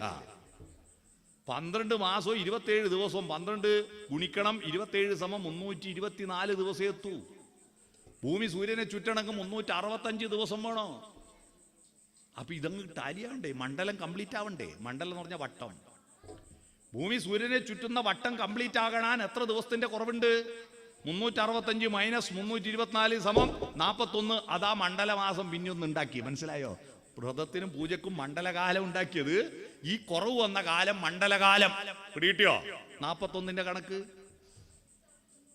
ഈ 28ാമത്തെ ദിവസം കുട്ടീന്റെ ജന്മനക്ഷത്ര ഫസ്റ്റിൽ വരിക. അന്ന് പേര് വിളിക്കും, പാല് കൊടുക്കും, അരയിലൊരു നൂലും കെട്ടും. എന്തിനാണ് ഈ നൂല് കെട്ടുന്നത്? ഞാൻ പല സ്വാമിമാരോടും മഹാപണ്ഡിതന്മാരോടും ചോദിച്ചു, ഈ അരയിലെ നൂല് കെട്ടുന്നതിന്റെ അർത്ഥം എന്താ? ഒരു വയോജന സംഗമത്തിൽ ഞാൻ പറഞ്ഞു, എനിക്ക് ആരും പറഞ്ഞു തന്നിട്ടില്ല എന്ന് പറഞ്ഞപ്പോൾ റിട്ടയർഡായ ഒരു സാവിത്രി ടീച്ചർ പറഞ്ഞു, നൂല് കെട്ടുന്നതിൻ്റെ അർത്ഥം ആരും പറഞ്ഞിട്ടില്ല. ഇല്ല, എന്നാൽ ഞാനൊരർത്ഥം പറഞ്ഞുതരാം. എന്താ? കുഞ്ഞിനെ ഗർഭം ധരിക്കുന്ന അമ്മ, പ്രസവിക്കുന്ന അമ്മ, മുലയൂട്ടുന്ന അമ്മ, ഇതെല്ലാം അമ്മയല്ലേ ചെയ്യുന്നത്? അതെ. പക്ഷെ കുട്ടി അമ്മേൻ്റെ മാത്രമല്ലല്ലോ, അച്ഛൻ്റെ കൂടിയല്ലേ. അപ്പം അച്ഛനൊരു പ്രയാസം വേണ്ടാന്ന് വിചാരിച്ചിട്ട് 28ാമത്തെ ദിവസം കുട്ടീനെ പാർട്ടീഷൻ ചെയ്ത് രണ്ടാക്കി നടുക്കൊരു അതിരിടുന്നു. പകുതി അച്ഛന് പകുതി അമ്മക്ക്. ഇതിനാണോ? അല്ല. ഈ കെട്ടിനൊരർത്ഥമുണ്ട്. അന്ന് മുതൽ അവന്റെ ശരീരത്തെ കൺട്രോൾ ചെയ്യണം. ശരീരത്തെ കൺട്രോൾ ചെയ്യണം. മൃഗങ്ങള് ശരീരം വളർത്തിയാലാ ലാഭം. പശുവിനെ പോറ്റിയാൽ കറന്ന് വിൽക്കാം, ആടിനെയും കോഴിയെ പോറ്റിയാൽ ഇറച്ചി വിൽക്കാം. വിഷു വരാൻ പോവുക, റംസാൻ മാസവും വരാൻ പോവുക. ഇറച്ചിക്ക് ഭയങ്കര ബലിയാവും. മോനെ നല്ലോണം തിന്നോ, നിന്റെ ചന്തീമെന്ന് കുറച്ച് അരിഞ്ഞ് കറി വെക്കാലൊന്നും പറ്റുമോ? ഇല്ല. ഈ ശരീരത്തെ വളർത്തിയിട്ട് ഒരു കാര്യമില്ലെന്ന്. അത് ജീവൻ നിലനിർത്താൻ കൊടി പറക്കണമെങ്കിൽ ഒരു കൊടിവരം വേണം. അതുമാത്രമാണ് നമ്മുടെ ശരീരം. മനസ്സാണ് കൊടി. ആ മനസ്സ് മുന്നോട്ട് പോകാനും കർമ്മങ്ങൾ ചെയ്യുവാനും ഒരു ശരീരം വേണം. അത്രയേ ഉള്ളൂ. ആ ശരീരമാണോ മനസ്സാണോ പ്രധാനം? മനുഷ്യനും മൃഗവും തമ്മിലുള്ള വ്യത്യാസം എന്താണെന്നറിയോ? ശരീരം പ്രധാനമായാണ് അത് മൃഗമാണ്, മനസ്സ് പ്രധാനമായ മനുഷ്യനാണ്. ഗുരു ലഘു എന്ന് പണ്ട് സ്കൂളിൽ പഠിച്ചിട്ടുണ്ടോ? ദീർഘാക്ഷരം ഗുരുവും ഹ്രസ്വാക്ഷരം ലഘുവാണ്. വലുത് ഗുരു, ചെറുത് ലഘു. ഭൂമി വലുതും ആപ്പിള് ചെറുതും. വലുതായ ഗുരുവായ ഭൂമി ചെറുതായ ആപ്പിളിനെ പിടിച്ച് വലിക്കുന്നതുകൊണ്ടാണ് ഭൂമിക്ക് എന്ത് ബലോ? ഗുരുത്വബലം. മനസ്സിലായോ? ഗുരുവിന്റെ ബലം ഗുരുത്വബലം. ഐസക് ന്യൂട്ടൻ കണ്ടെത്തിയത്. ഗുരുതരമായ പരിക്ക് പറ്റിയെന്ന് പത്രത്തിൽ വാർത്ത വന്നാൽ മാഷക്ക് പരിക്ക് പറ്റിയെന്ന് ആരും വിശ്വസിക്കലുണ്ടാ? ഗുരുതരമായ പരിക്ക് പറ്റിയെന്ന് പറഞ്ഞാൽ വലിയ പരിക്ക് പറ്റിയെന്നാ. ഗുരു വലുത്, ലഘു ചെറുത്. മൃഗങ്ങളുടെ ഗുരു ശരീരമാണ്, മനസ്സ് ലഘുവ. കാരണം ശരീരം പറയുന്ന അനുസരിക്കൽ മാത്രം മനസ്സ്. മൂത്രയിക്കണമെന്ന് തോന്നി അപ്പം മൂത്രയിക്കും. അത് അമ്പലപ്പറമ്പോ സ്കൂളോ റോഡോ നോക്കുവോ? ചാണകൂടണം തോന്നി അവിടുന്ന് ചാണകൂടും. ഇപ്പൊ ആന എഴുന്നള്ളത്തുണ്ടായിരുന്നില്ല ഇവിടെ? ആന എഴുന്നള്ളത്ത് ഭഗവാന്റെ ബിംബമാണ് തലയിൽ വെക്കുന്നത്. അപ്പം പിണ്ടം ഇടാൻ പാടില്ല എന്ന് വിചാരിച്ചിട്ട് ആന പിണ്ടം ഇടാൻ എടുക്കുവോ? ഇല്ല. അതെന്ത് ഭഗവാൻ വന്നിന് അതിന് പിണ്ടം ഇടാൻ തോന്നി ആടെ പിണ്ടം ഇടൂ. അതാണ് അതിന്റെ ശരീരമാണ് ഗുരു. മനസ്സ് ലഘുവ. മനസ്സുണ്ട്, മൃഗങ്ങൾക്ക് മനസ്സൊക്കെ ഉണ്ട് അല്ലേ? നമ്മളോട് സ്നേഹം പ്രകടിപ്പിക്കുന്ന പട്ടിക്കുഞ്ഞുങ്ങളും പൂച്ചക്കുട്ടികളൊക്കെ ഇല്ലേ? കണക്കറിയുന്ന പട്ടിയുണ്ട് എൻ്റെ നാട്ടിൽ. വീതി കുറഞ്ഞ റോഡിലൂടെ നമ്മൾ സ്കൂട്ടറും കൊണ്ട് പോകുമ്പോൾ റോഡിന്റെ പകുതിക്ക് ഒരു പട്ടി കിടക്കുന്നു. നമ്മൾ ഹോൺ അടിച്ചാൽ സ്കൂട്ടറാണെന്ന് കണ്ട പട്ടി അനങ്ങൂല. കാരണം സ്കൂട്ടറിന് പോകേണ്ട വീതി അവിടെ ഉണ്ട്, കണക്കറിയാം. പറയൊരു ലോറി വന്ന് നോക്കട്ടെ, പട്ടി എഴുന്നേറ്റ് മാറിത്തരും. അപ്പൊ സ്കൂട്ടർ വീതി കുറഞ്ഞതും ലോറി വീതി കൂടുതലുമാണെന്നുള്ള കണക്ക് പട്ടിക്കറിയാം. എന്നാൽ നമ്മളെ കൂട്ടത്തിലെ ചില ഡേഷുകൾക്ക് ഈ കണക്കറിയില്ല, കണ്ടെടുത്ത് വെച്ച് പോകും. കണ്ടില്ലേ അല്ലേ? അതാണ് മനസ്സ് ലഘുവും ശരീരം ഗുരുവുമാകുമ്പോൾ മൃഗമാകുന്നു. മനുഷ്യനെപ്പാ മനുഷ്യനായത്? ശരീരം ലഘുവും മനസ്സ് ഗുരുവാകുമ്പോൾ മനുഷ്യനാവുന്നു എന്ന് പറഞ്ഞാൽ ഇപ്പൊ ഇവിടുന്ന് മൂത്രമൊഴിക്കാൻ മുട്ടിയാൽ ശരീരത്തിന് മുട്ടുന്നു, മനസ്സെന്താ പറയാ? അവിടെ നിൽക്ക്, പരിപാടി കഴിയട്ടെ, ഭക്ഷണം കഴിക്കാൻ വിടുമല്ലോ, അപ്പൊ പോയി മൂത്രമൊഴിക്കാന്ന് പറഞ്ഞില്ലേ? പിടിച്ചു വെക്കും. വിശക്കുമ്പോ കണ്ടെടുത്ത് പോയി തിന്നുവാ, പിടിച്ചു വെക്കും. കുംഭമാസം പിറന്നപ്പോൾ തകരയങ്ങുണങ്ങി, ഇനി എന്ത് ചെയ്യും പെരുങ്കൊടലേ? 6 മടക്കിട്ട് 60 ചൊറയിട്ട് അനങ്ങാണ്ട് കിടന്നോ പെരുങ്കൊടലേ. ഒരു പഴയ തകരപ്പാട്ട്. ശരീരത്തോട് വിശക്കും അനങ്ങാണ്ട് കിടക്കെന്ന് പറയും. കാമവികാരമുണർന്നാൽ ഏടുന്നെങ്കിൽ ഒരു പെണ്ണിനെ കണ്ട അപ്പൊ തന്നെ ഇണചേരുവോ? ഇല്ല. നിക്കവിടെ. നാട്ടുകാരംഗീകരിച്ച് താലി കെട്ടിയ ഒരു പെണ്ണുണ്ട് നിന്റെ വീട്ടില്. അല്ല, നീ കല്യാണം കഴിച്ചിട്ടില്ലെങ്കിൽ നീ കുടുംബക്കാരോട് പറഞ്ഞിട്ട് ഒരു പെണ്ണിനെ ഇഷ്ടപ്പെട്ടെങ്കിൽ അതിനെ താലി കെട്ടി ഹൃദയങ്ങൾ ചേർത്തിട്ട് മാത്രമേ നിനക്ക് ഇണചേരാൻ അവകാശമുള്ളൂ. അതാണ് സംസ്കാരം. അതാണ് സംസ്കാരം. ഇതാണ് മനുഷ്യന്റെ മനസ്സ് ഗുരുവും ശരീരം ലഘുവാകുമ്പോ മനുഷ്യനായി. ഈ ശരീരത്തെ പിടിച്ചു കെട്ടുക. 28ാമത്തെ ദിവസം പിടിച്ചു കെട്ടിയിട്ട് അവന്റെ ഉള്ളിലെ സോഫ്റ്റ്വെയർ ഭാവനകൾ, സൗന്ദര്യബോധം, ധാർമ്മികത, സ്നേഹബന്ധങ്ങൾ, കാരുണ്യബന്ധങ്ങൾ, പ്രകൃതി സ്നേഹം, ബുദ്ധിശക്തി വളർത്തിയെടുക്കുന്ന സോഫ്റ്റ്വെയർ വളർത്താൻ ആരംഭിക്കുക. ഈ പരിപാടിയാണ് അരയിലെ നൂലുകെട്ട്. മനസ്സിലായോ? ശരീരത്തെ നിയന്ത്രിച്ച് മനസ്സിനെ വികസിപ്പിക്കുന്നു. പക്ഷെ ഇപ്പോൾ അടുത്ത കാലത്തുണ്ടായ ഒരു പ്രശ്നം എന്ന് പറയുന്നത് ഇതൊരു ആമയമോയിലും പന്തയം വെച്ച കളി പോലെയായി പോകുന്നു. ഈ സോപ്പ് കഥകളിൽ ലോകത്ത് ഏറ്റവും കൂടുതൽ കുട്ടികൾ കേട്ട കഥയാണ് ആമയും മുയലും പന്തയം വെച്ചത്. മുയൽ കുതിച്ചോടിയിട്ട് നോക്കുമ്പോൾ ആമ വളരെ പിറകിലാണ്. എന്തിനു ഞാൻ നേരത്തെ പോകുന്നു? നേരത്തെ പോയിട്ട് കാര്യമില്ലല്ലോ, 2 ട്രോഫിയൊന്നും കിട്ടൂലല്ലോ. ഒന്ന് വിശ്രമിക്കാം. വിശ്രമിച്ച് ഉറക്ക് കളിയുമ്പോൾ ആമ പോയി ട്രോഫി വാങ്ങിയിരിക്കുന്നു. എന്നിട്ട് അധ്യാപകർ നമുക്ക് പറഞ്ഞു തന്നു, പരിശ്രമശാലികൾ വിജയിക്കും, അലസന്മാർ പരാജയപ്പെടും. തീർന്നു, കഥ തീർന്നു. ഈ കഥയെ നമുക്കൊന്ന് മാറ്റിപ്പിടിക്കണം. ഈ കഥ മാറ്റിപ്പിടിക്കണം. ശരീരം എന്നത് ആമയും മനസ്സെന്ന് പറയുന്ന മുയലുവാ. നമ്മുടെ ശരീരം ആമയെ പോലെ വളരെ വലിയ വളരൂല്ലേ? നമ്മളെ കുട്ടി ഒരു പശു പ്രസവിച്ച അരമണിക്കൂർ കൊണ്ട് പശു എഴുന്നേറ്റ് ഓടും, പശുക്കുട്ടി. എന്നാ നമ്മുടെ കുട്ടിയോ?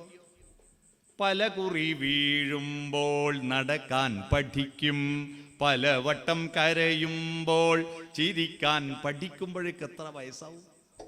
LKG അംഗനവാടി പോകുമ്പോൾ 3 വയസ്സാവും. 3ാമത്തെ വയസ്സിൽ പശു പെറ്റിട്ടൊരമ്മയാ. നമ്മളെ കുട്ടി കൊച്ചുമോളാ. നമ്മുടെ ശരീരം ആമയെ പോലെയാ, പക്ഷെ മനസ്സോ? ഇപ്പൊ ഇവിടെ സമ്മാനം വാങ്ങിയ കുട്ടിയിൽ എന്താ? സൗഹൃദി D സുമേഷ് അല്ലേ? അതല്ലേ സമ്മാനം കൊടുത്തു? ഇത്ര ചെറുപ്പത്തിൽ ഇത്രയും ചോദ്യങ്ങൾക്ക് ഉത്തരം പറയുന്ന അതുപോലത്തെ എത്ര കുട്ടികളുണ്ടെന്നറിയോ? എന്തെല്ലാം മനോഹരമായ പാട്ടുകളാ പാടുന്നറിയോ? കേശ് ചിത്രയും എസ് ജാനകിയും പോലും തോറ്റുപോകുന്ന മട്ടിൽ പാട്ടുപാടുന്ന കുട്ടികളെ കണ്ടിട്ടില്ലേ? അവരുടെ മനസ്സ് മുയലിനെ പോലെ കുതിച്ചോടുന്നു, ശരീരം ആമയെ പോലെ മെല്ലെ വളരുന്നു. പക്ഷേ ഒരു നിശ്ചിത പ്രായത്തുമ്പോണ്ടല്ലോ മനുഷ്യനും ശിവനും പാർവതിക്കും എല്ലാം ബാധകമായിരിക്കുന്ന ഒരു സോഫ്റ്റ്വെയർ പ്രകൃതി ഇൻസ്റ്റാൾ ചെയ്യും നമ്മുടെ ശരീരത്തിൽ. എന്താ അത്? ശിവനും പാർവതിക്കും ബാധകമായ ആ സോഫ്റ്റ്വെയർ. പി ജയേന്ദ്രൻ പാടിയ ഒരു പാട്ടുണ്ട് അതിനെക്കുറിച്ച്. മല്ലികാബാണൻ തന്റെ വില്ലെടുക്കും, മന്ദാരമലർ കൊണ്ടു ശരം തൊടുക്കും. പ്രകൃതി നിങ്ങളെ ഇങ്ങോട്ട് അയച്ചത് അമ്പലത്തിൽ പോയി തൊഴാനും സ്കൂളിൽ പോയി പഠിക്കാനും ഗവേഷണം നടത്താനും റോക്കറ്റ് ഗോളാന്തര യാത്ര നടത്താനും ഒന്നും അല്ല പ്രകൃതി ഇങ്ങോട്ട് അയച്ചത്. പ്രകൃതിക്ക് ഒറ്റ ലക്ഷ്യമുള്ളൂ. ഏത് ജീവജാലത്തെയും പ്രകൃതി ഇങ്ങോട്ട് അയച്ചത് നിന്നെ പോലത്തെ കുറെ എണ്ണത്തിനെ സൃഷ്ടിക്കാൻ വേണ്ടിയിട്ടാണ്. മാനിന് കസ്തൂരി മണം കൊടുക്കുന്നത്, ഇരുമീനണക്കായിട്ട് ഒരു സാഗരത്തെ തീർക്കുന്നത്, പുഴുവിനെ പൂമ്പാറ്റയായി ഉടുപ്പിക്കുന്നത്. ഈ പ്രകൃതിക്ക് സസ്റ്റൈനബിൾ ഡെവലപ്മെന്റ്, സുസ്ഥിര വികസനം ഉണ്ടാവണം. ഇതെല്ലാം ഇതുപോലെ തുടർന്നും ഉണ്ടാകണം. അതിന്റെ സോഫ്റ്റ്വെയർ നമ്മുടെ എല്ലാം ഉള്ളിൽ ഇൻസ്റ്റാൾ ചെയ്യും പ്രകൃതി.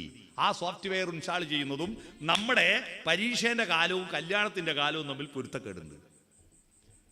പ്രകൃതി നമ്മുടെ സോഫ്റ്റ്വെയർ ഇൻസ്റ്റാൾ ചെയ്യുന്നത് നമ്മുടെ ഭക്ഷണം പോലെയാണ്. ഇപ്പോ 5-ലെത്തുമ്പോ പെൺകുട്ടികൾ ചെമ്പകപ്പൂ മുട്ടിനുള്ളിൽ വസന്തം വന്നു, കരളിലെ ഇളം കൊമ്പിൽ ചന്ദനക്കിളി അടക്കം ചൊല്ലി. കൈതപ്രത്തിന്റെ പാട്ട് പറഞ്ഞ പോലെ അടക്കം ചൊല്ലാൻ തുടങ്ങും. കാരണം ഋതുമതിയായി. ആൺകുട്ടികൾക്ക് പ്രേമക്കുരു പൊന്തുക. പണ്ടെല്ലാം നമ്മളെ ഭക്ഷണം വളരെ മോശമായ കൊണ്ട് 10-ലെത്തുമ്പോൾ കുറേശ്ശെ പ്രേമം വരിക തന്നെ ചെയ്യുക. വന്നാലും പറയാൻ ധൈര്യമുണ്ടോ? ആരാദ്യം പറയും, ആരാദ്യം പറയും എന്ന് പറഞ്ഞിട്ട് ഓള് പറയട്ടെ, ഞാൻ പറയട്ടെ എന്നോളും കാണിട്ട് അവസാനം സെൻഡ് ഓഫ് ആയ ദിവസം ഇനിയും കാണൂലല്ലോ. അപ്പാട് ഓട്ടോഗ്രാഫ് എടുത്തിട്ട് കടലിനെ മറന്നാലും കടൽ കരയെ മറന്നാലും ഞാൻ നിന്നെ മറക്കൂല നേടി അങ്ങ് പോയി. പിന്നെ വാട്സപ്പും ഇല്ല, ഫേസ്ബുക്കും ഇല്ല, പിന്നെ ഒരു പിടിയില്ല, പാള കീറിപ്പോയി, ഒരു മറിഞ്ഞും പോയി. ഇപ്പോ നല്ല ഭക്ഷണമെല്ലാം കഴിച്ച് ഫേസ്ബുക്കും വാട്സപ്പെല്ലാം വന്നപ്പോ അന്നത്തെ സുഹൃത്തുക്കളെ ബെസ്റ്റീനെല്ലാം തപ്പി ഇറങ്ങിയിട്ടുണ്ട്. പൂർവ്വ വിദ്യാർത്ഥി സംഗമങ്ങളെല്ലാം അടിയല്ലേ. നല്ലതാണ് പൂർവ്വ വിദ്യാർത്ഥി സംഗമങ്ങളിൽ പങ്കെടുക്കുന്നവർക്ക് ആയുസ് കൂടുന്നുണ്ടാന്ന് പുതിയ പഠന റിപ്പോർട്ട് കേട്ടോ. നല്ലതാണ്. പ്രായമായിരിക്കുമ്പോൾ ഒരു വട്ടം കൂടിയൻ ഓർമ്മകൾ മേയുന്ന തിരുമുറ്റത്തെത്തുവാൻ മോഹം. അത് മലയാളിയുടെ ഒരു ഊസാഗ. ലാസാഗു ഊസാഗ പഠിച്ചിട്ടില്ലേ? അതാണ് നമ്മുടെ ഗൃഹാതുരത്ത് ഊസാഗയാണ്. അതാണ് നല്ലതാണ്. പക്ഷെ ഇപ്പൊ 10ാം ക്ലാസ് ഒന്നും കാത്തുന്നില്ല എന്ന് കഴിഞ്ഞ ആഴ്ച ഒരു പത്രത്തിലൊരു വാർത്ത കണ്ടിട്ടില്ലേ? 9ൽ പഠിക്കുന്ന പെണ്ണ് പെറ്റു, കുട്ടീൻ്റെ അച്ഛൻ 8ലെ ചെക്കൻ. കണ്ടിട്ടില്ലേ? എന്താണ് അവർ കഴിക്കുന്ന ഭക്ഷണം? അങ്ങനത്തെ അല്ലേ? ഈ ഭക്ഷണം അവന്റെ സ്വഭാവത്തെ സ്വാധീനിക്കുമെന്ന് കാര്യത്തിൽ നിങ്ങൾക്ക് തർക്കമുണ്ടോ?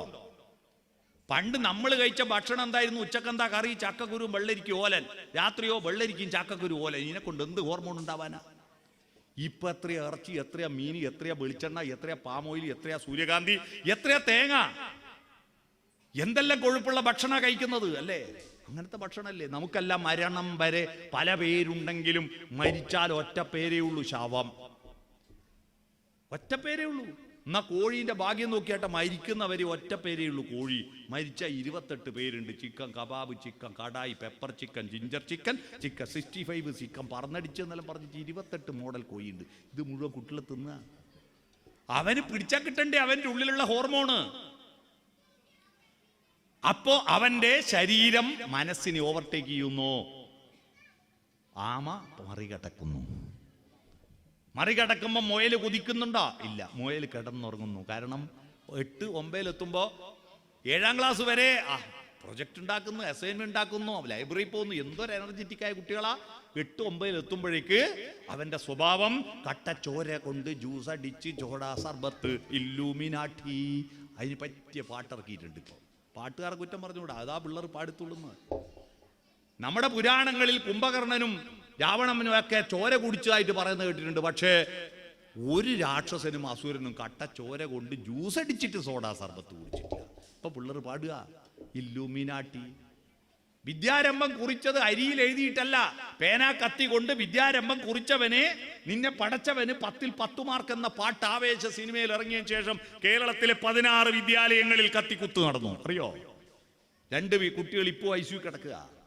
പേന കത്തി കൊണ്ട് വിദ്യാരംഭം കുറിച്ചവനെ നിന്നെ പടച്ചവന് 10ൽ 10 മാർക്ക് അല്ലേ? മാതാപിതാക്കളെ മാപ്പ്, ഇനി അങ്ങോട്ട് തന്നിഷ്ടക്കൂത്ത്, ഉന്നം മറന്നൊരു പോക്ക്, ഗുണപാഠങ്ങളോ മതിയാക്ക്, ഇതെൻ പാത എൻ അധികാരം, വഴിതെറ്റാനുമുണ്ടവകാശം, തനി നിറമെടു തണിയണ നെഞ്ചേ കാട്ടു തോന്യാസം. ഇതല്ലേ പാടുന്നേ? ലോകത്തിലുള്ള നിയമങ്ങളൊന്നും വിവാഹ നിയമങ്ങൾ വേണ്ട. വേണോ? മംഗല്യം തന്തുനാനെ വേണ്ട. നമ്പൂതിരിമാര് വിവാഹം ചെയ്യുമ്പോൾ ചൊല്ലുന്ന മന്ത്രമാണ് മംഗല്യം തന്തുനാനേന. തന്തു പറഞ്ഞ നൂല്. താലി കെട്ടുന്ന താലിച്ചരടോടുകൂടിയിട്ടുള്ള വിവാഹമാണ്.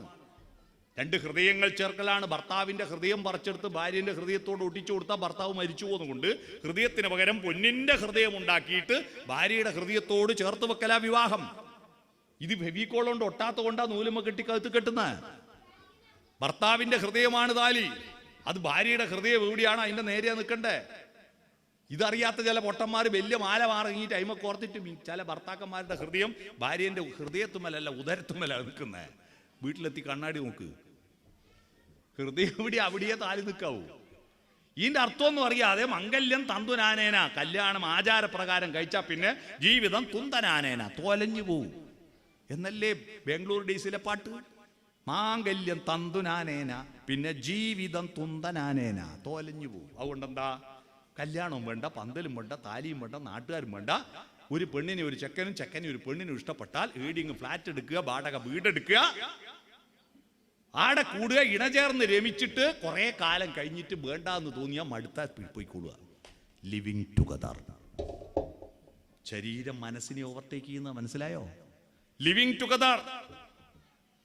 മൃഗങ്ങൾ ഇണചേരുന്നത് പോലെ ഇണചേർന്ന് രമിക്കാൻ വേണ്ടിയിട്ട് മനുഷ്യനാണ്. പിന്നെ മനുഷ്യൻ എന്തിനാ റേഷൻ കാർഡ് പേര്? മൃഗങ്ങളുടെ പേരില്ലല്ലോ. ഈ ലിവിങ് ടുഗദർ കഴിഞ്ഞിട്ട് മടുത്തിട്ട് പിരിഞ്ഞു പോകുമ്പോ ഇതിലുണ്ടാകുന്ന കുട്ടികളെ ഓന്റെ അച്ഛൻ നോക്കുവോ? ആര് നോക്കും? പഞ്ചായത്ത് നോക്കുവോ? അനാഥ കുട്ടികൾ ഉണ്ടാവാനാണ് നിങ്ങൾ പരിശ്രമിക്കുന്നുണ്ടോ? കുറ്റം ചെറുപ്പക്കാരെ പറയണ്ട. അവർക്ക് കൊടുക്കുന്ന ഭക്ഷണത്തിന്റെ ആ ഒരു ബാലൻസ് തെറ്റുക. സായിപ്പന്മാരെല്ലാം ഇറച്ചി തിന്നുപ്പ, പക്ഷെ 2 കഷ്ണം പച്ചക്കറിയും കൂട്ടിയിട്ട് 1 കഷ്ണം ഇറച്ചി തിന്നവർ. നമ്മളെ കുട്ടികൾ പച്ചക്കറി വിളമ്പിയൊക്കെ സാമ്പാർ വിളമ്പിയ കുട്ടികൾ എങ്ങനെയാ? ഈ പ്രശ്നം വെക്കുന്ന ആളെടുത്ത് പോയാൽ അല്ലേ, ജ്യോതിഷികളുടെ അടുത്ത് പോയാൽ സാന്നിധ്യ ക്ഷേത്രാണി ബിംബാണി ത്രേണി ലഗ്നേന ചിന്തയിൽ എന്ന് പറഞ്ഞിട്ട് കബഡി നിരത്തുന്നാണ്ടിനാണ്. അതുപോലെയാണ് കബഡി നിരത്തും. വെണ്ടയ്ക്ക അങ്ങോട്ട്, മുരിങ്ങക്കായി അങ്ങോട്ട്, കാരറ്റ് അങ്ങോട്ട്, വഴുതനി ഇങ്ങോട്ട്, ചാറ് മാത്രം കൂട്ടി തിന്നിട്ട് സപ്ലയറോട് ചോദിക്കും സ്വകാര്യം പീസ് ഉണ്ടാവും. പീസാവണ്ടേ? ഇത് തിന്ന് നമ്മുടെ കുട്ടികൾക്ക് അവരുടെ ശരീരത്തെ മറികടക്കാൻ മനസ്സിന് കഴിയാതാവുന്നു. ഏടുന്നെങ്കിൽ ഒരു ചെക്കൻ ചിരിച്ചു കാണിച്ചാൽ ചിരി കണ്ടാൽ അത് മതി, മൊഴി കേട്ടാൽ അത് മതി, 2 ആഴ്ച ഓർക്കുണ്ടാവില്ല, അടുത്ത ദിവസം പോയി. ഇനി വർത്താനം പറയുന്ന ആളെ ഞാൻ സ്റ്റേജ് കയറ്റി ഇരുത്തുവേ. പോയി പോകുമ്പോ പോവല്ല മോളെ എന്ന് പറയേണ്ട മനസ്സുറങ്ങിപ്പോയി. മുയലുറങ്ങി. പോറ്റി വലുതാക്കി അച്ഛനും അമ്മേനെയും കരയിക്കാവോ? ആരാ അമ്മ? അച്ഛനൊരു സങ്കല്പം, അമ്മയൊരു യാഥാർത്ഥ്യമല്ലേ? അമ്മ എന്ന് പറയുന്നത് പേറ്റുനോവ് അനുഭവിച്ചിട്ട് കുഞ്ഞിനെ പ്രസവിച്ചിടുക മാത്രമല്ലല്ലോ അമ്മയുടെ ജോലി. ആ കുഞ്ഞിനെ കുളിപ്പിച്ച് വളർത്തിയെടുത്ത് കണ്ണെഴുതി പൊട്ടു തൊട്ടിട്ട് അതിനെ മാർവിടത്തിൽ സ്തന്യം കൊടുത്ത് വളർത്തിയിട്ട് കൊണ്ടുപോയിട്ട് ഉറങ്ങുന്ന കുഞ്ഞിനെ കിടത്തുന്ന രംഗം നോക്കിയാൽ മതി അമ്മയും മാതൃത്വത്തിന്റെ മഹത്വം മനസ്സിലാക്കാൻ. ഒരമ്മ കുഞ്ഞിനെ കൊണ്ടുപോയി കിടത്തുന്ന ആ രംഗം കണ്ടിട്ടുണ്ടോ? പുലിമുരുകൻ സിനിമയിൽ ഉണ്ടാവില്ല ഇത്ര നല്ല സ്ലോ മോഷൻ. നല്ല മുട്ടും കുത്തിയാടി ഇരുന്നിട്ട് ഷോക്കാപ്സ് താങ്ങിയിട്ടായി അടി ഇരിപ്പുണ്ട്. ഇരുന്നിട്ട് ഒരു കൈ കൊണ്ടൊരു പായി എടുത്തിട്ട് ഒരു തുണിയെടുത്തിട്ടിട്ട് കുട്ടീനെ അങ്ങനെ കിടത്തിയിട്ട് ചന്തീൻ്റെ അടിയിൽ നിന്ന് കൈവലിക്കുമ്പോൾ കുട്ടി അറിയില്ല. എന്നിട്ടൊരു തുണി മേലി എടുത്തിട്ട് തുടക്ക 2 മുട്ടും കൂടി മുട്ടി ഉറങ്ങിയെന്ന് ഉറപ്പ് വരുത്തിയിട്ടാകുമ്പോൾ എഴുന്നേറ്റ് മുടിയും കെട്ടി പടീൻ്റെ അടുത്ത് എത്തുമ്പോൾ ഒരു തിരിഞ്ഞു നോട്ടം കേട്ടാ. മോൾ ഉറക്ക് തെളിയുന്നുണ്ടാവോളി എന്നുള്ള മട്ടിൽ ആ നോട്ടത്തിൻ്റെ ചാരുതയുണ്ടല്ലോ. ലോകത്തൊരു സിനിമാ നടിയുടെ ചിരിയിലും ആ സൗന്ദര്യം കാണാൻ പറ്റില്ല. അത്ഭുതകരമാണ് ആ ചിരി. തൻ്റെ കുട്ടി ഉറങ്ങുമ്പോൾ അമ്മ എത്ര സ്വാർത്ഥമതിയാവുന്നറിയോ?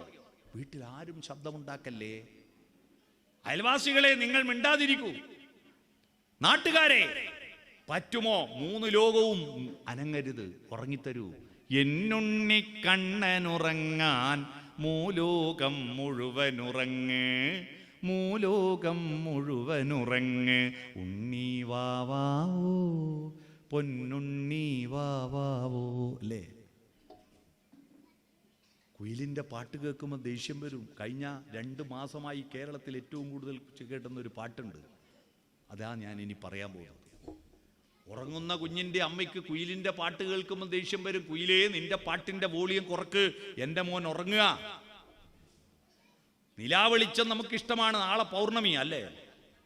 ആകാശത്തെ നിലാവ് നോക്കിയിട്ട് നമ്മൾ സ്വപ്നം കാണുന്നു. പക്ഷേ ആ നിലാവിൻ്റെ തണുത്ത രശ്മികൾ ജാലകപ്പഴുതിലൂടെ കടന്നു വന്ന് ഉറങ്ങുന്ന കുഞ്ഞിൻ്റെ കൺപോളകളിൽ സ്പർശിച്ചിട്ട് അവൻ്റെ സ്വപ്നങ്ങളുടെ നിറം കെട്ടുപോകാതിരിക്കാൻ നിലാവേ നിന്റെ വോൾട്ടേജ് കുറക്കണേ എന്ന് പറയുന്നവളാണ് അമ്മ. അതാണ് ജയചന്ദ്രന്റെ ഏറ്റവും സൂപ്പർ ഹിറ്റ് പാട്ട്.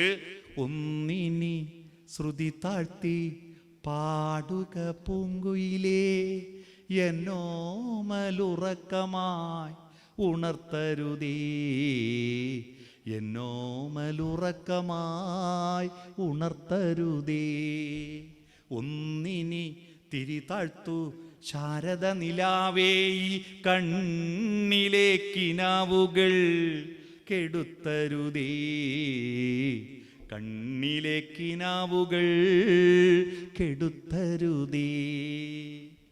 കുയിലിനോടും നിലാവിനോടും മാത്രമല്ല, സ്വന്തം ഹൃദയത്തോട് പറയും, ഒച്ചത്തിൽ മിടിക്കല്ല, ഉച്ചത്തിൽ മിടിക്കൊല്ലേ നീ എൻ്റെ ഹൃദന്തമേ, സ്വച്ഛ ശാന്തമെന്നോമൽ മയങ്ങിടുമ്പോ. അത്ര മനോഹരമാണ്. അതാണ് അമ്മ. ആ അമ്മയും വേണ്ട, അച്ഛനും വേണ്ട, കണ്ടൊരുത്തനെ മതി എന്ന് പറഞ്ഞിട്ട് ഓടിപ്പോകുന്നത് എന്തുകൊണ്ടാ? ആ സമയത്ത് പോകുന്ന കുട്ടികൾ ഓർക്കുക, പിന്നിൽ വാല് മുളച്ചിട്ടുണ്ടോ? മനുഷ്യനല്ല, മൃഗമാ. മനസ്സിലായോ? കാരണം ശരീരം ഉണർന്നു, മനസ്സുറങ്ങി. എന്താ കാരണം? ഇവന്റെ ഹോർമോൺ ബാലൻസ് തെറ്റി. ഇതാണിപ്പം നടക്കുന്നത്.